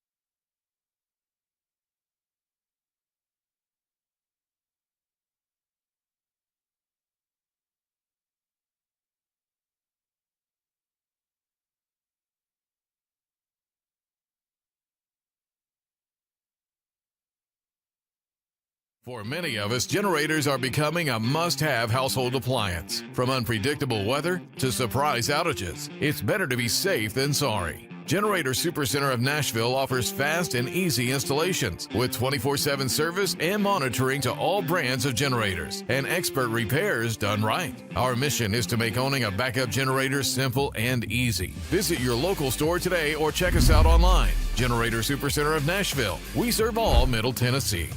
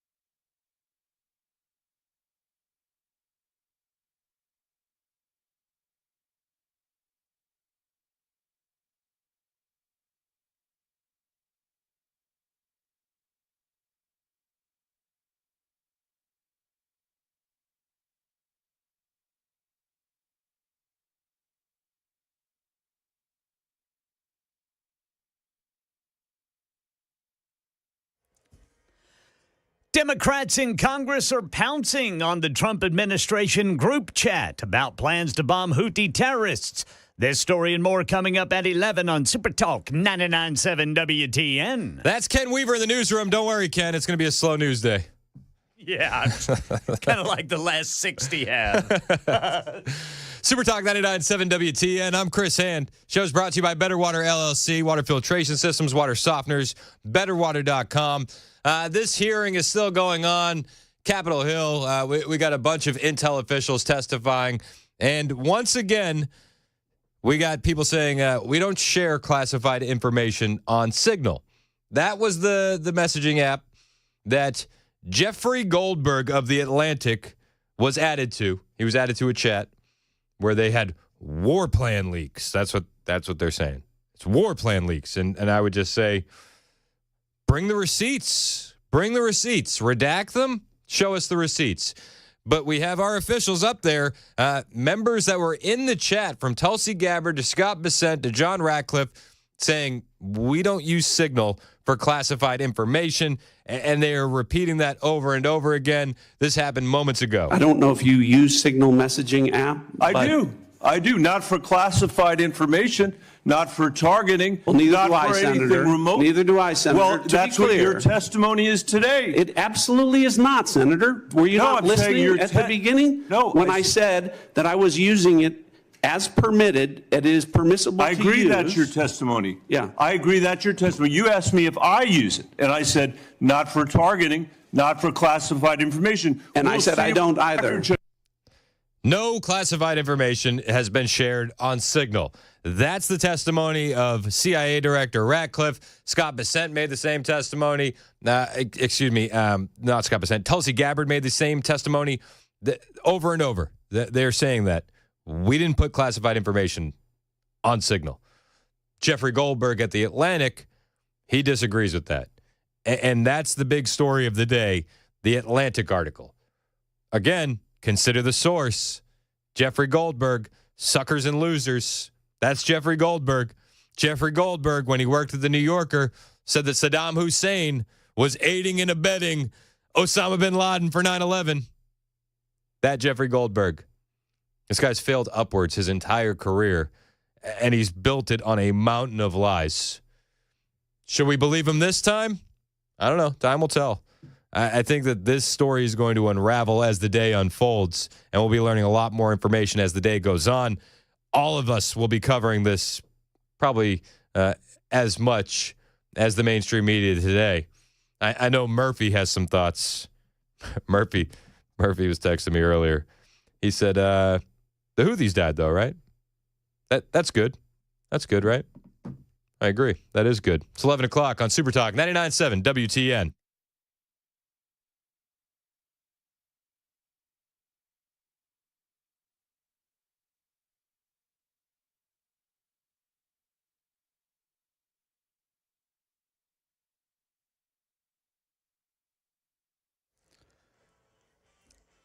Eleven o'clock on the dot. I'm Ken Weaver with your top stories. Got the full forecast in 5 minutes.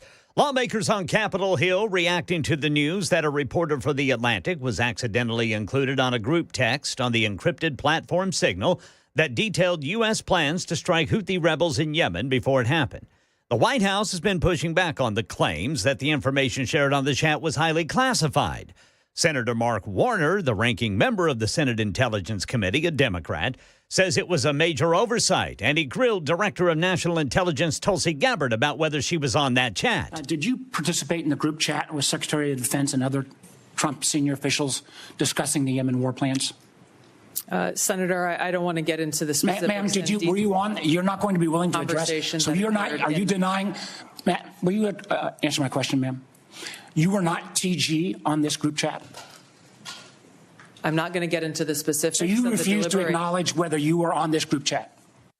Senator, I'm not going to get into the specifics. Why are you going to get into the specifics? Is it because it's all classified? Because this is currently under review by the National Security Council. Because it's all classified? If it's not classified, share the text now. President Trump telling NBC News this morning National Security Advisor Mike Waltz has learned a lesson, and he's a good man. The House is expected to vote next week on a bill that would stem the tide of federal judges issuing nationwide injunctions against President Trump's agenda.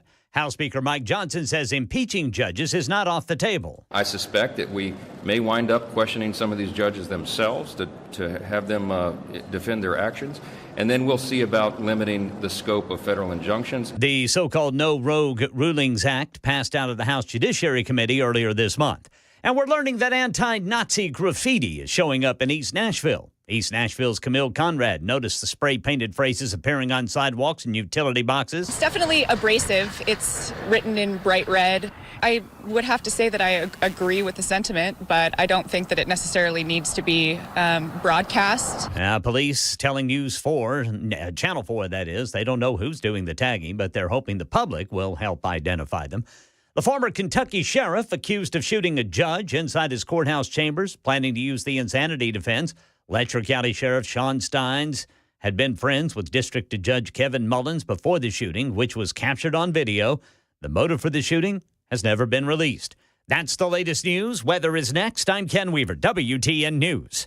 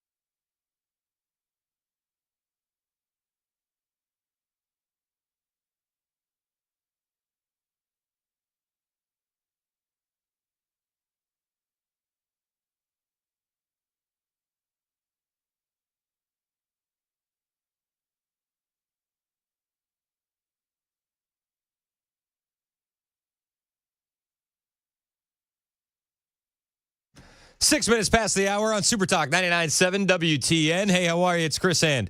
The show is brought to you by Better Water LLC. We love those guys. You need a water filtration system. You need a water softener. You know why you need them, right? I don't like them putting chemicals in the water that turn the friggin' frogs gay. BetterWater.com. You can watch the show on Super Talk TV. We're on Facebook, YouTube, Twitter, and Twitch. The chat on YouTube is always jumping. Hit like and subscribe. It's free to do. And I've told my kids, if we get the likes up and we get the subscriptions up, you just might be able to go to summer camp. I said that. I said, Dad, please. I said, you got to talk to the audience. So I may have them record a plea. Please like and subscribe so my daddy can send us to summer camp. You guys talk about silence on the stream sometimes. We'll give you something to watch. Yeah, well, holding up a newspaper. Please Today's date like on and it. subscribe. Please. It's I should do updated daily. that. I should do that. That would be hilarious. That would be gold. I might actually do that tonight. just for fun. I'm just kidding. The kids are going to go to summer camp one way or the other, but it'll be a nicer summer camp if you like and subscribe. Yeah, right now they're just playing with sticks and a little bit of dirt. Otherwise, it's going to be some variation of the movie Heavyweights. I don't know. That's, right? It might look like something out of Holes. I don't know what, Camp Green Lake. I don't know. For my millennials get it, but we're still deciding on the scorpions. We'll yellow spotted lizards and all that. So, do you think anybody gets that? I know you get it. Yeah, I get it. That's what counts. You get it. You get it. If you know, you know. All right. So, DOGE.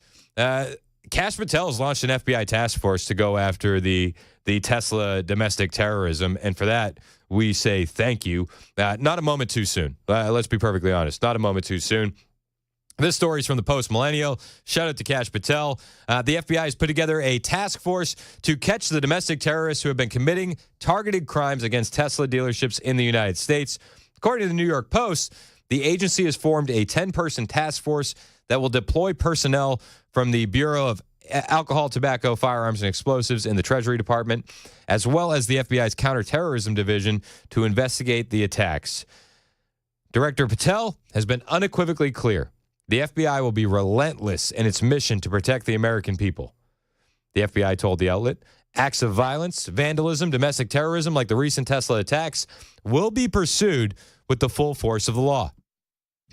Former FBI Supervisory Special Agent Rob Chadwick told reporters, these attacks clearly meet the FBI's established definition of domestic terrorism.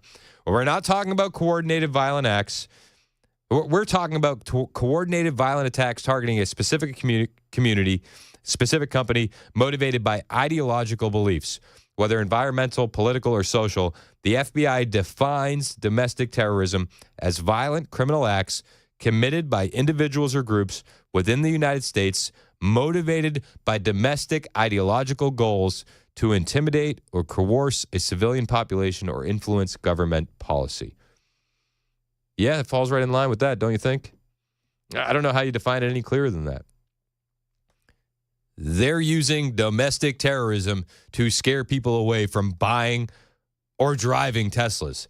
They've even doxed just about every Tesla owner in the country, providing their name, their address, their phone numbers, and said if you want off the list from this website that these Antifa types have put up, where the mouse cursor is a Molotov cocktail, all you got to do is provide proof of sale of your Tesla. These people are evil. These people are evil. And the FBI, well, they're looking into it. They have a task force now. And I hope we see some serious repercussions from this. Over the course of last month, the FBI has gotten 48 reports, 48, where Tesla cars, dealerships, or charging stations have been attacked. The Bureau is treating the attacks like domestic terror, as there has been backlash from the left over Elon Musk and his work with DOGE in the Trump administration. Pam Bondi launched charges against 3 individuals. We've talked about a few of these, especially the one in South Carolina where the guy tried to light a Tesla charging station on fire, also lit himself on fire. They were spray painting swastika on the charging stations, and then he tried to light one on fire. He lit himself on fire, and Mason hilariously dubbed it Swastikarma, which I wake up in the middle of the night laughing to that joke. I really do. It's one of the funniest things. I've even stolen that joke and used it in other discussions. Please do. I do. Swastikarma. And listen, they're going to have no shortage of investigations, right? Just recently at an Austin Tesla dealership, incendiary devices were found. Explosive devices. The devices were determined to be incendiary and were taken into police custody without incidents. This happened on Monday morning at a Tesla dealership in Austin, Texas. These people are ratcheting up the escalation, right? Like you can see it rising and it's bubbling to the top and it's going to bubble over and somebody innocent is going to be hurt by this. And it's got to stop. It has to stop. There has to be some deterrence put out there. The FBI says we're going to make that happen. And it's going to happen via our domestic terrorism task force. Thank you. Thank you. The Austin Police Department's Public Information Office said that around 8:04 a.m. local time on Monday, police responded to a found abandoned hazardous call at the Tesla dealership. Suspicious devices were located when police arrived, which prompted authorities to contact Austin Police's bomb squad to investigate. The devices were determined to be incendiary, and they were taken into police custody without incidents. They say when officers arrived on the scene, they located the devices. They called in the bomb squad to investigate the devices, which were then determined to be incendiary. They were taken into police custody. There's an open and ongoing investigation into these devices. No further information is available for release at this time, according to police. But we've seen this time and time and time again. It's got to stop. This is domestic terrorism, plain and simple. And if the FBI is now under the mission of Kash Patel going after individuals who are breaking the law, they're going after these kind of people. Let's see them have the book thrown at them. That's what we need. Shout out to Kash Patel for doing this. Why are they so mad? Well, they're mad for things like this. Elon Musk yesterday in a cabinet meeting revealing that the Small Business Administration had given out $330 million in Small Business Administration loans to children under 11 years old. One of the loans was given to a 9-month-old. I know what you're thinking. Your kids we don't need to like and subscribe to YouTube. Your kids can apply for a loan from the Small Business Administration to go to camp. We're not gonna game the system. You still need to like and subscribe on YouTube.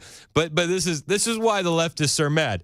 Things of this nature. Well, a clear case of fraud was with the Small Business Administration, where they were handing out loans, $330 million worth of loans to people under the age of 11. I think the youngest, Kelly, was a 9-month-old who got a $100,000 loan. That's a very precocious baby we're talking. Yeah, very precocious. My kids are getting ideas. Think about the summer camp we could go to, Dad. Hey, they're just thinking about their future, trying to get that credit up. Learn the system, work the system, kids. I get it. About here. We're tackling the fraud, waste, and abuse in the agency. We've seen, hundreds of billions of dollars of fraud go unprosecuted, so we're taking that on. We have a zero tolerance policy for fraud, and we continue to crack down on it and make sure people are held accountable. Yeah, people need to be held accountable. It's about damn time. It makes the leftist rage, and that rage turns into car bombs at Tesla dealerships, right? Like, is that what we're doing? Turns into Molotov cocktails into the Tesla Model Y. Yeah, I don't understand why they're doing this. I don't understand why they're upset that we're finding out our tax dollars are being wasted and we're clawing that money back. Another just ridiculous example of waste at the federal level was broken down by the USDA Secretary Rollins, saying that there was a contract in New York to educate queer farmers on food justice. I feel like I'm living in a comedy sketch sometimes, but this is the sad reality of the country and where your tax dollars are going. Let me just add to that, and thank you. We just had a wonderful cabinet meeting, all aligned on certainly the effort to realign the government. But even at the U.S. Department of Agriculture, we've canceled a $300,000 contract educating on food justice for queer and transgender farmers in San Francisco. A similar contract we canceled in New York, again educating transgender and queer farmers on food justice and food equality. I'm not even sure what that means, but, Nobody but does. apparently Nobody the does. last administration wanted to put our taxpayer dollars towards that. We canceled a $600,000 contract out of Louisiana that was studying the menstrual cycles of transgender men, a $600,000 contract. We canceled another contract out of a university in the middle of the country that focused on getting more diversity, equity, and inclusion into our pest management industry. Again, these are nonsensical. It makes zero sense to use taxpayer dollars to fund these. I know these are just a few examples of the hundreds and hundreds that we have found. Yeah, and Trump, you can hear him in the background. It's fraud. It's fraud. Food justice for queer farmers in New York and San Francisco. I don't know, guys. This is what's making people want to blow up Teslas. I feel like you should be more mad at the government for wasting your tax dollars, right? Like, wouldn't you? Shouldn't you be? Like, this is half of your check too. I know these losers probably don't work, the ones that are setting up the car bombs and Molotov cocktails, but why are we supposed to be upset about DOGE finding this? Are we supposed to be mad? I feel joy when I hear these kinds of things. During that same cabinet meeting, Secretary Burgum, our buddy Doug, Big Doug, he announced that they canceled. They have $830 million in savings by eliminating contracts for unnecessary surveys. Mr. President, there was a federal consulting group which was here, but it was managing contracts from many different agencies that flowed through here. One of those contracts was to do surveys of individuals. $830 million for surveys. That's a lot. And so part of the question was, hey, could we actually see the surveys? And then the surveys came back, and a survey was like 8.5 by 11 sheet of paper with 10 questions that anyone's child in junior high could have put together, or AI could have done for free. $830 million. So that's one that we've stopped. And that contract was going out after you were inaugurated, sir. So it was jumping. Pure fraud. Pure fraud. Pure fraud. A survey with 11 questions that AI could have done for free. The U.S. government says, no, what? Hey, $830 million, no big deal, right? This is what leftists are mad at. This is why Elon is a Nazi, right? Okay. This is where we're at. It's insane. It's insane. Yet Democrat politicians will still scream and shout, Elon is a Nazi. And there was a new narrative that came out yesterday. This is why the Democrats are failing in so many ways. This is why they have a 27% approval rating right now. Jamie Raskin says Trump wants to annex Canada so that way he can make a new constitution and then he can install Elon Musk as president. They want to sweeten Panama. They want to bring in Greenland. They want to bring in Canada, where Elon Musk incidentally was a citizen after he left his native apartheid South Africa in the Shores. Why? Because they believe that this new consortium will require a new constitution that would allow Elon Musk to run for president. My friends, we've got to defend America as a constitution against these people. Oh, I didn't know that was part. Is that the long-term plan? What we do is we're going to take Canada so that way Elon can be president. Guys. This is the left. This is the current state of the left. This is why their supporters want to firebomb Teslas, because we're going to annex Canada so we can come up with a new constitution so that Elon Musk can be president. I don't know if they're pretending to be dumb or if they're really that dumb. I'm not sure. I don't know if he's lying to his voters or if he actually believes this. Maybe it's a mix of both. But that's Jamie Raskin. That's the reason for record low approval ratings of the Democrat Party currently. It's 11:21 on Super Talk 99.7 WTN.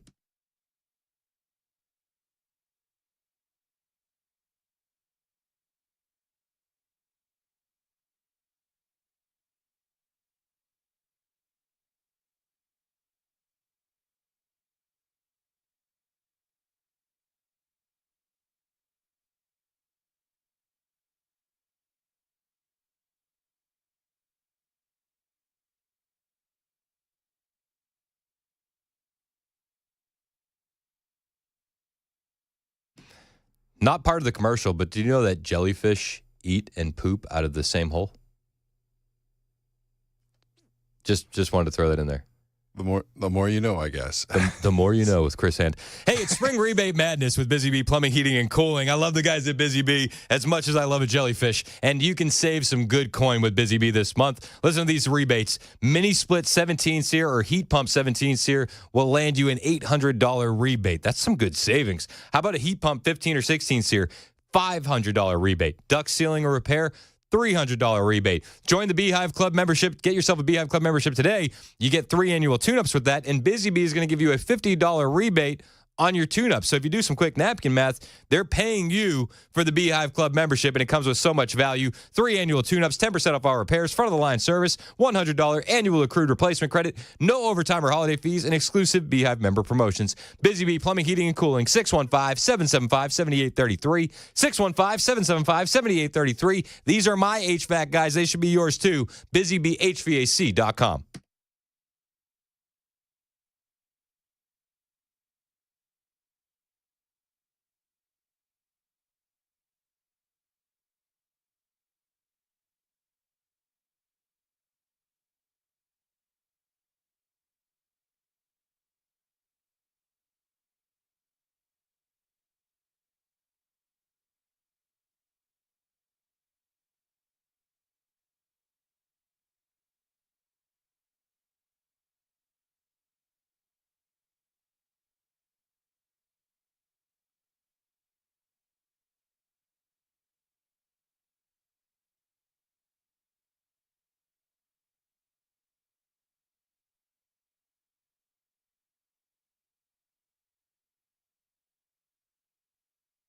Did you know you're overpaying for your health and wellness products? With over 20 company-owned brands offering its members vitamins, supplements, wellness, and skincare products, you're able to save up to 70% off retail. Members Nutrition can't change your life, but we can change the way you live.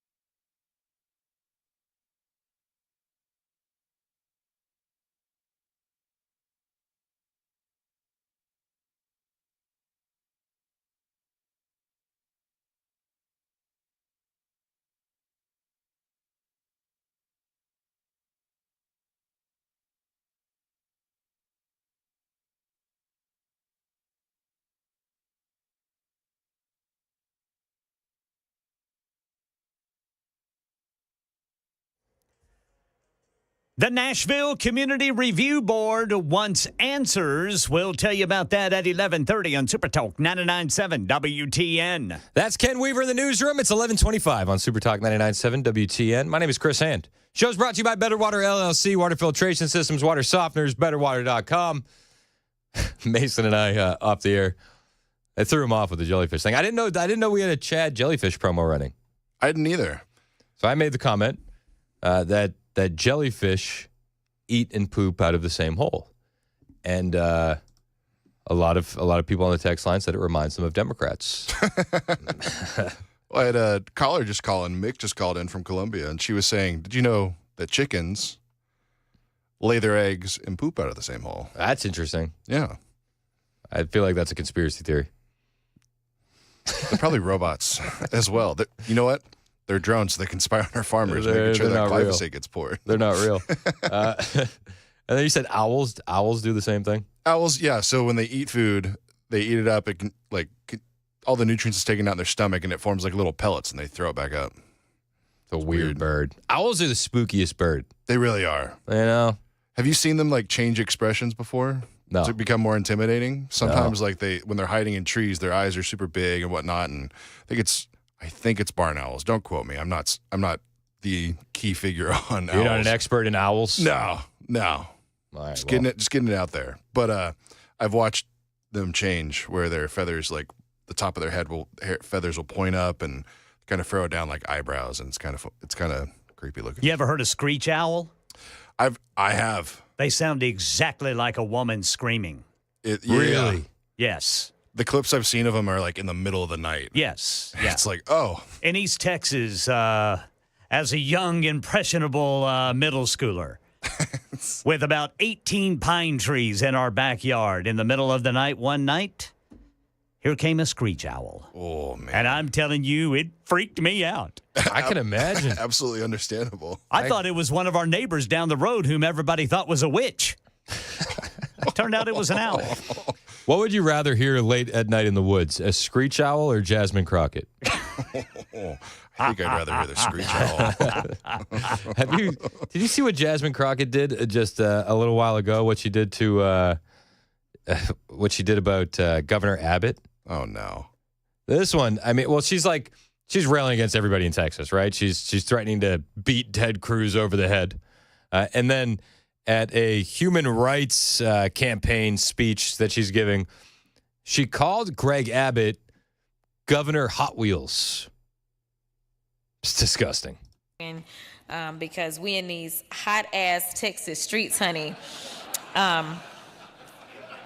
Y'all know we got Governor Hot Wheels down there. Come on now. And the only thing hot about him is that he is a hot ass mess, honey. So yeah, that's Jasmine Crockett. That's your new face of the Democrat Party, making fun of people in wheelchairs. Hey, who's going to defend?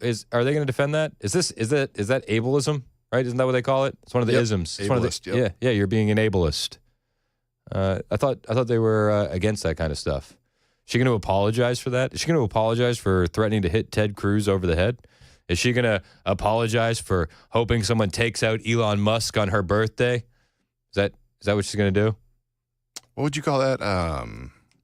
Is that inciting violence? I believe so. I believe so. She has the plausible deniability to go along with it, but it's her birthday. It's her birthday, so she'll get a pass. She learned from the best, though. She learned from one Maxine Waters, who's been doing that for decades. Right? This is the new face of the Democrat Party. It's going to be Jasmine Crockett, and it's going to be AOC. Don't get in their way. Don't interrupt your enemies while they're making a mistake. I'm fine with Jasmine Crockett being the face of the Democrat Party. And it seems like the Democrats are fine with that, too. It's 11:30 on Super Talk 99.7 WTN.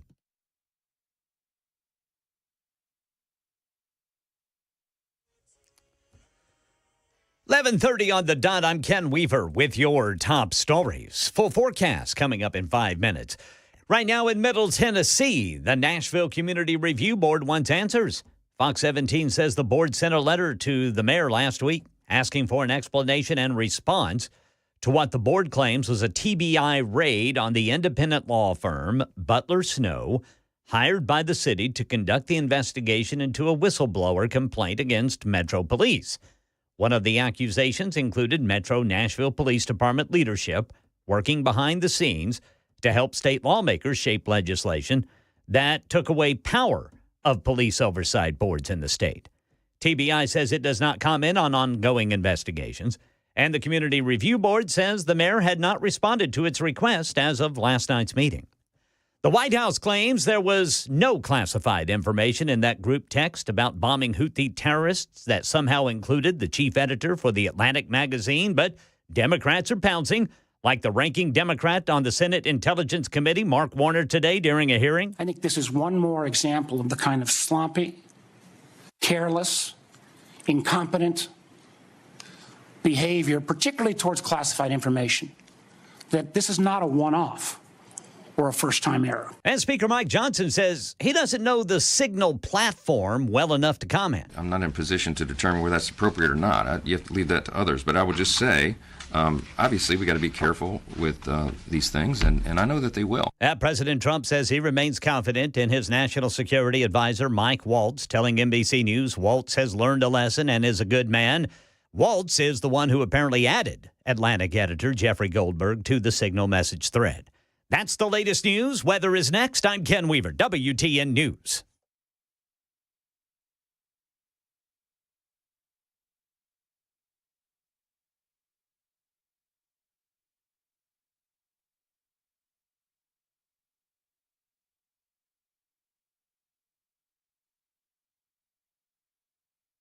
Hey, it's Chris Hand for my friend Shane Ring over at Cover Nash. Do you need health insurance, or do you have health insurance already that's too expensive? You got to talk to Shane. He can be helping you out bigly. Shane has over 20 years of experience in health insurance, and he's going to shop the entire market for you. Over 75 different companies, and he can easily, and I mean easily, be saving you 30 to 60% on your monthly premiums. Some of the plans Shane can get you on will even pay you when you use them. It's not too good to be true. Shane can break it all down for you. Don't call one of those car salesman health insurance agents who have limited coverage and limited options. Talk to Shane. He can be saving you some good coin. Now, Shane, he's available all the time at 615-465-0023. That's how you can reach him and book an appointment, or you can go to his website, covernash.com. But Shane can break all of this down for you in a way that you can understand. He's broken it down for me. He's a guy that I trust. You can trust him too. 615-465-0023 or covernash.com. It's time to get an appointment with Shane Ring so that way you can get a health plan managed by you, not the government. Covernash.com.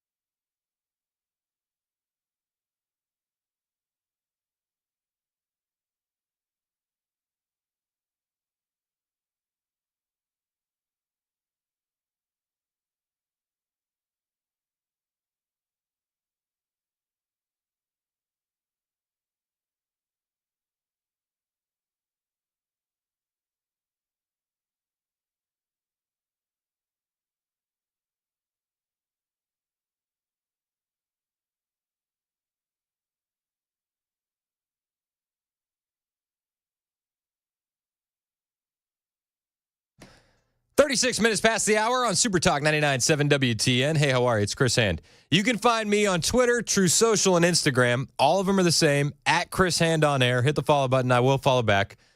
We got a lot of news today from that Atlantic story with the war plan leak from Jeffrey Goldberg, who was accidentally added to a Signal chat. A lot of information coming out about that. The administration not denying the existence of the Signal chat, but denying that classified information was on it, to which I would say to Jeffrey Goldberg, bring some receipts. if you're going to make extraordinary claims, well, you need extraordinary evidence. I read the Atlantic piece. I didn't see extraordinary evidence at all. That being said, it does seem like the administration has some egg on their face. Now, I was texting with Matt Murphy earlier, and he's essentially like, I don't care. Whatever. And I love that energy. I don't really care too much, to be perfectly honest with you. I think that there are some questions that need to be answered. They're saying that it was an advisor, or a staffer to our national security advisor, Mike Waltz, who added Jeffrey Goldberg into the chat. One of my main questions would be, what were your intentions adding him? Was it a mistake? Why do you have his contact in your phone? Things of that nature. And I think that they're going to be doing a whole investigation to get to the bottom of that. However, I do believe the administration, when they say nothing classified was in the chat, one of the things that's been buried in this story, which I think does deserve to be highlighted, is if you look at the chats, and you can, and also I think it's important to point out, if you want to read that Atlantic article yourself, it's behind a paywall. But if you know how to use the internet, you can search on X using the word archive, and people will archive the article for you. So you can find the article out there. That's how I found it to read it. I wasn't going to subscribe to a rag like the Atlantic. That's not something I was willing to do. But you search that Atlantic article and archive on X. I'm not going to repost it. I'm not going to share it. But it's out there, is what I'm saying, if you know how to use the internet. So I don't feel like I'm doing anything wrong telling you it's out there. I'm not sharing it, but it is out there. One of the things that was kind of buried in this that I think is important to note is that what the administration says in public, they echo in private. You don't get a public position and then a different position in private. One of the main things that they were talking about is that Europe doesn't hold their own water. We have to carry the weight militarily for Europe, and that's got to change. And that's what was echoed in the Signal chat by our Vice President, J.D. Vance, by our Secretary of Defense, Pete Hegseth. A lot of people went full knives out on Hegseth when this story broke, claiming that he needs to be fired. And you can easily spot the leftist lunatics who didn't even read the Atlantic article, because in the Atlantic article, they noted that it was Mike Waltz that added Jeffrey Goldberg to the chat.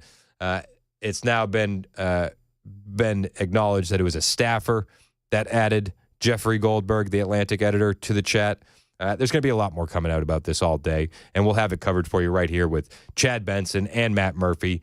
Plus, as the hours go into the night, there'll be more analysis, more dialogue that we'll break down for you tomorrow on Nashville's Morning News, and again with myself.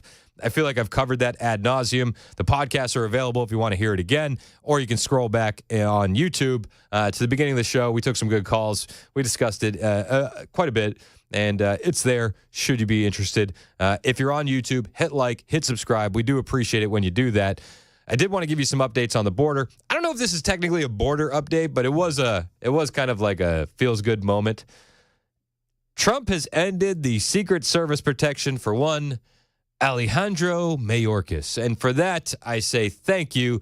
Now Alejandro Mayorkas needs to worry about his own security, much like the American citizens who had to worry about their own security when he was letting in millions upon millions of illegal aliens, including in those totals were violent gang members who took the lives of innocent Americans all over this country, thousands of miles away from the border.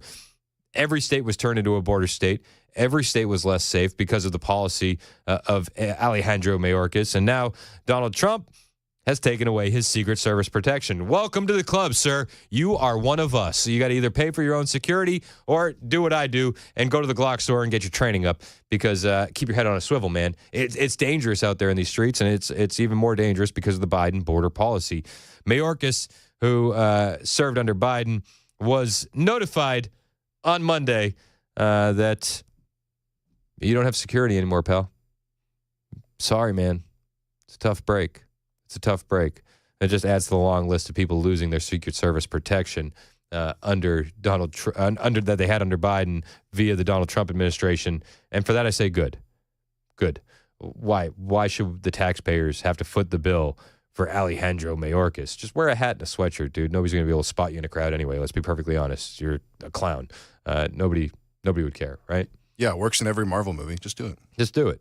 Put on some glasses. Easy. Worked for Superman. Easy. We also have razor wire being put up on the border wall in San Diego. Concertina wire is the way to pronounce it. And you know what the craziest thing about the razor wire is? Do you want to know the craziest fact about razor wire on the border wall? Does it poop out of its mouth and eat in the same hole? Sorry. No. Sorry. Oh, that's jellyfish. My bad. Razor wire does not eat at all. In fact, the craziest thing about the razor wire on the border wall is that it works. This is from, I know, this is from a local ABC affiliate in San Diego. Wire, enveloped in spikes that can easily cut into your skin, now covers the top and bottom of San Diego's border wall. Border Patrol agents escorted us past the border wall on the U.S. side to get a closer look at the recent security upgrades. The daunting image of sharp, unforgiving metal meant to deter illegal crossings into the United States. If you cross illegally here in San Diego sector, you will face consequences. Chief Patrol Agent Jeffrey Stallnicker claims the in-your-face approach is working. Agents are currently apprehending around 30 migrants a day. Around this time last year, they were seeing up to 1,400 daily. I mean, that's quite a drop, right? You're seeing 1,400 illegal aliens a day, and now you're seeing 30 a day. A lot of that has to go with the messaging of the Trump administration. A lot of that has to go with the just absolute empowerment of Border Patrol. And a lot of that has to do with things like this, common sense approaches like concertina wire on the border wall. You're not going to think about climbing a wall if you're going to land in some razor wire, right? Like that just seems like a bad idea, especially when you're going to get sliced up and then Border Patrol is going to be there on the other side to send you on back. It's crazy how common sense policies are actually making a massive difference. But we're seeing that over and over again. And I think one of the biggest deterrents that we've seen was the deportation flights to El Salvador. I think that those violent gang members, knowing that if they come into the United States, they have a chance, at least a chance, to be sent to one of the most secure, maximum security prisons in the world for a very long time, is deterring them from coming here. Now, one judge, just a leftist in a black robe, let's be perfectly honest, is claiming Nazis got better treatment. The Nazis got better treatment than the immigrants who were deported to El Salvador. It was a U.S. appeals court judge, and this was said on Monday, that Nazis received better treatment than the Venezuelan nationals who were deported to El Salvador by the Trump administration last weekend during a hearing over Trump's use of the Alien Enemies Act. Nazis got better treatment. There was a back and forth, and you can hear the judge saying that Nazis got better treatment. It's insane. This is insane. This is the current state of the left, and make no mistake about it, that judge is a member of the left. Tom Homan, he got caught outside the White House yesterday by reporters, and they asked him for his reaction to hearing that judge say Nazis were given better treatment than the illegal alien gang members who were sent to El Salvador. What the federal appeals judge is saying there, they said, noting that alleged Nazis were given better treatment during World War II than the Trump administration treated Venezuela. Well, that's first of all, it's ridiculous. It just now, if you're watching on Super Talk TV, you'll get the video along with the audio. But I think it's important to point out the S-eating grin on Tom Homan's face. He is laughing at the question from the jump. As soon as he hears it, he has this smile from ear to ear because he understands how ridiculous the premise is. And you can see it on Super Talk TV. This is why it's great to watch the show, because we have the video elements along with the audio. But this grin, I mean, you couldn't paint a bigger smile on someone's face than Tom Homan when he hears a U.S. appeals court judge says Nazis got better treatment than those illegal alien gang members. Well, that's first of all, it's ridiculous. It's just another example of a radical judge saying something that's just disgusting. To compare anything to the Nazis, the Holocaust. We follow the law. Alien Enemies Act is clear. A law that was passed by Congress, signed by a president. We're following, unlike the last administration, we're actually following the law. Amen. What we did on those planes, we removed terrorists. MS-13 and TDAA were our designated terrorist organization. We removed terrorists. Yep. And to compare that any way whatsoever with Nazis is disgusting on every level. That's Tom Homan's reaction. That's essentially my reaction as well. We removed terrorists. We removed violent gang members guilty of murder, assault, sexual assault, rape of children, human trafficking, drug trafficking, and they sent them to prison for pennies on the dollar, might I add. Pennies on the dollar. Yet this judge says Nazis were given better treatment. It's ridiculous. Absolutely ridiculous. This was also a topic of conversation on CNN last night, where Tiffany Cross, who was on a panel with one Scott Jennings, Tiffany Cross claimed that what's happening to these illegal aliens and these violent gang members and these designated terrorist organizations is inhumane and criminal, and she was shut down in a way that only one Scott Jennings can do, quickly and decisively. We're talking about the Alien Enemies Act here. We're talking about using this wartime powers to attract what they call gang members. But there is still a human rights issue, and the way that these people are treated is completely inhumane. And the fact of the matter is, if these were white babies being stripped from their families, if these were white men with families, there would be a whole different level of humanity extended to them. And I don't see that happening. The way these people are treated is absolutely criminal. Yeah. These were white people. It's always a race thing, right? It has nothing to do with the crimes they committed. It has to do with the color of their skin. That's racism, right? Like, can we call it what it is? That's absolute racism. White people are separated from their families all the time. You just turn on the local news. You'll see instances of white men being arrested, sent to prison, and you know who they're separated from? Oh, they're white babies. Weird. Scott Jennings says, well, I wish you'd keep that same energy when it comes to Jocelyn Nungary and Laken Riley. Yeah. Scott, very quickly. I mean, obviously, there's a huge dispute between the executive branch and the judiciary over who's got what authority to do what here. I think the Trump administration has an argument to make. It's not going to be sorted out at the district or even Court of Appeals level. No. At some juncture, because it is a serious separation of powers issue, the Supreme Court has to step in. By the way, you invoked the word inhumane. I would just point out that I don't think Jessica Nungare or Laken Riley or any other victims of some of these illegal immigrants and gang members, they weren't treated very humanely. And I think what Trump is responding to is an outcry from the American people to solve this issue, to get the criminals out. And that's what they're doing. That's what they believe their mandate is to do. And I think there are legal arguments to be made, but you cannot deny that the American people are giving them the benefit of the doubt when it comes to exiting from the country these animals. No, absolutely right. Absolutely right. And listen, this goes to a much larger point. Donald Trump and this administration are listening to the American people, and the Democrats with their 27% approval rating, well, they're continuing to listen to their echo chamber. Don't interrupt them. Let them keep listening to that echo chamber. It's 11:50 on Super Talk 99.7 WTN. We'll check in with Chad Benson, see what he's got coming up on the show when we get back right here on Super Talk 99.7 WTN.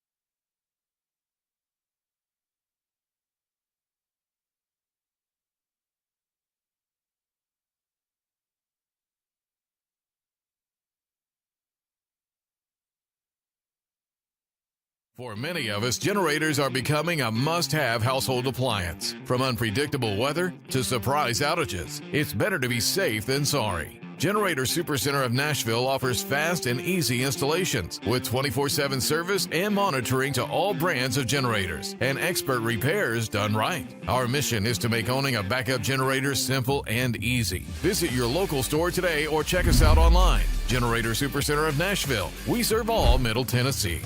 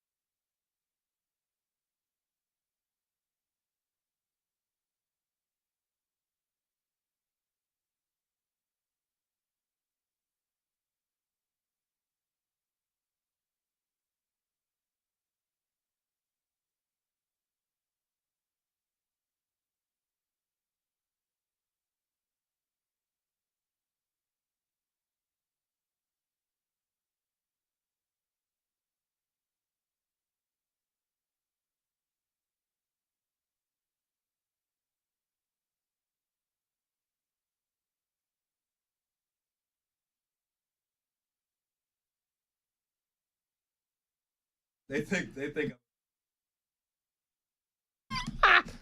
It's 11:56 on Super Talk 99.7 WTN. I'm Chris Hand. Chad Benson's in studio. Baby, gay frogs. They were on the internet yesterday going after the Atlantic journalist, gay frogs. BetterWater.com for your water filtration systems and your water softeners.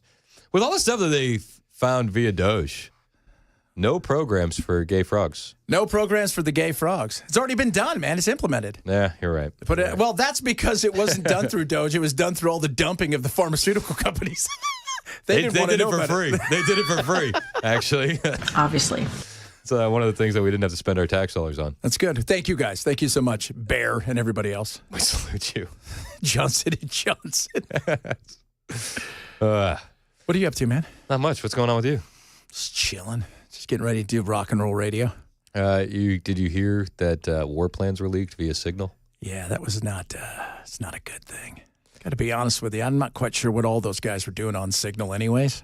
I say it was so. Ratcliffe was in that hearing, and he's like, "It was pre-installed on my computer, like it's already it's government approved, and that it was used in the Biden administration too." Yeah, I'm sure it was. But we have nothing better. And I've used Signal. And I've used, Discord. I've used a bunch of them. I'm on the Telegram. Telegram. Yep. I've used all. But, I would assume you guys would have better stuff. Yeah. Like, the reason we got to do this is because Jim doesn't have an iPhone. So what do you think is the most likely scenario? It was just a screw up. You think it was just a screw up? I was thinking it was just, you know what? What was I see? The Daily Wire reported there was another cabinet member whose first name starts with a J and a G, and they think they just added him really quick. And he goes, it was a cabinet member that would be on here. And so I'm like, it's possible. I don't think it was anything more than that. I don't think anybody set him up. I think it was just guys going fast and nobody paying attention. And you get, I got to be honest with you. I heard you say, I don't think it is. We're on a group text. There's a number on there. I have no idea who that is because it doesn't have a name. I have like 2 group texts. I have no idea who it is. But I wouldn't send you secret stuff. No, but you wouldn't. But what if you sent something that you thought was funny? And then all of a sudden somebody misconstrued that. I mean, secret stuff. No, you figure secret stuff would be super encoded, though, right? Yeah, like you go to a special phone. I would assume so. Like, my thing would be like, how does you have Gabbard, Ratcliffe, Miller, Susie Wiles? Nobody checks who's in the group. Probably not. Like, what does yours say? Mine says Super Talk, and that's it. I mean, I don't look at the. But you got an Android. Yeah, but it doesn't, but like I would have to individually open it up and go through it. But all right, so I went and I downloaded Signal today, because I don't use Signal, and I went to go create a new group. And you select people based on what their contact name is. Yeah. So he would have to have had Jeffrey Goldberg saved in his phone as the same name as that other cabinet official. Or it says JG. Yeah, but I don't know. It just seems a little bit suspect. I think sometimes, because if people are like, oh, it's got to be leaked, this, that, the other. I don't want to think too much of it. I mean, it could be. I think the real answer is probably a little bit of incompetence, a little bit of people not paying attention the way they should. If you do a million things and you screw up one in this situation, luckily it was a foreign situation that took place elsewhere. It'd be different if it was a foreign situation that took place here and wasn't done right. Do you think they use Signal anymore after today? If it's not Signal's fault, well, first of all, Signal might be fine, but when you're going to do something top secret, shouldn't you have something else you use? Hey, everybody's on record saying that there was no top secret information in there. No, I know that, but still, you're talking about, potential war or, battering of the Houthis. Shouldn't you put something else, like maybe we take this to the other thing? Yeah, I would. Yeah. Like, don't you have a skiff phone kind of thing? You would think so. Like, that's just for everybody in the cabinet and nobody can see it outside of this room. I would hope so. Yeah, I would hope so. And, you got like a retina, like a fingerprint, the whole 9 yards. Instead, it's like, dude's got what up? What's up, man? We're starting a war. Chad's in next. 12:01, Super Talk 99.7 WTN.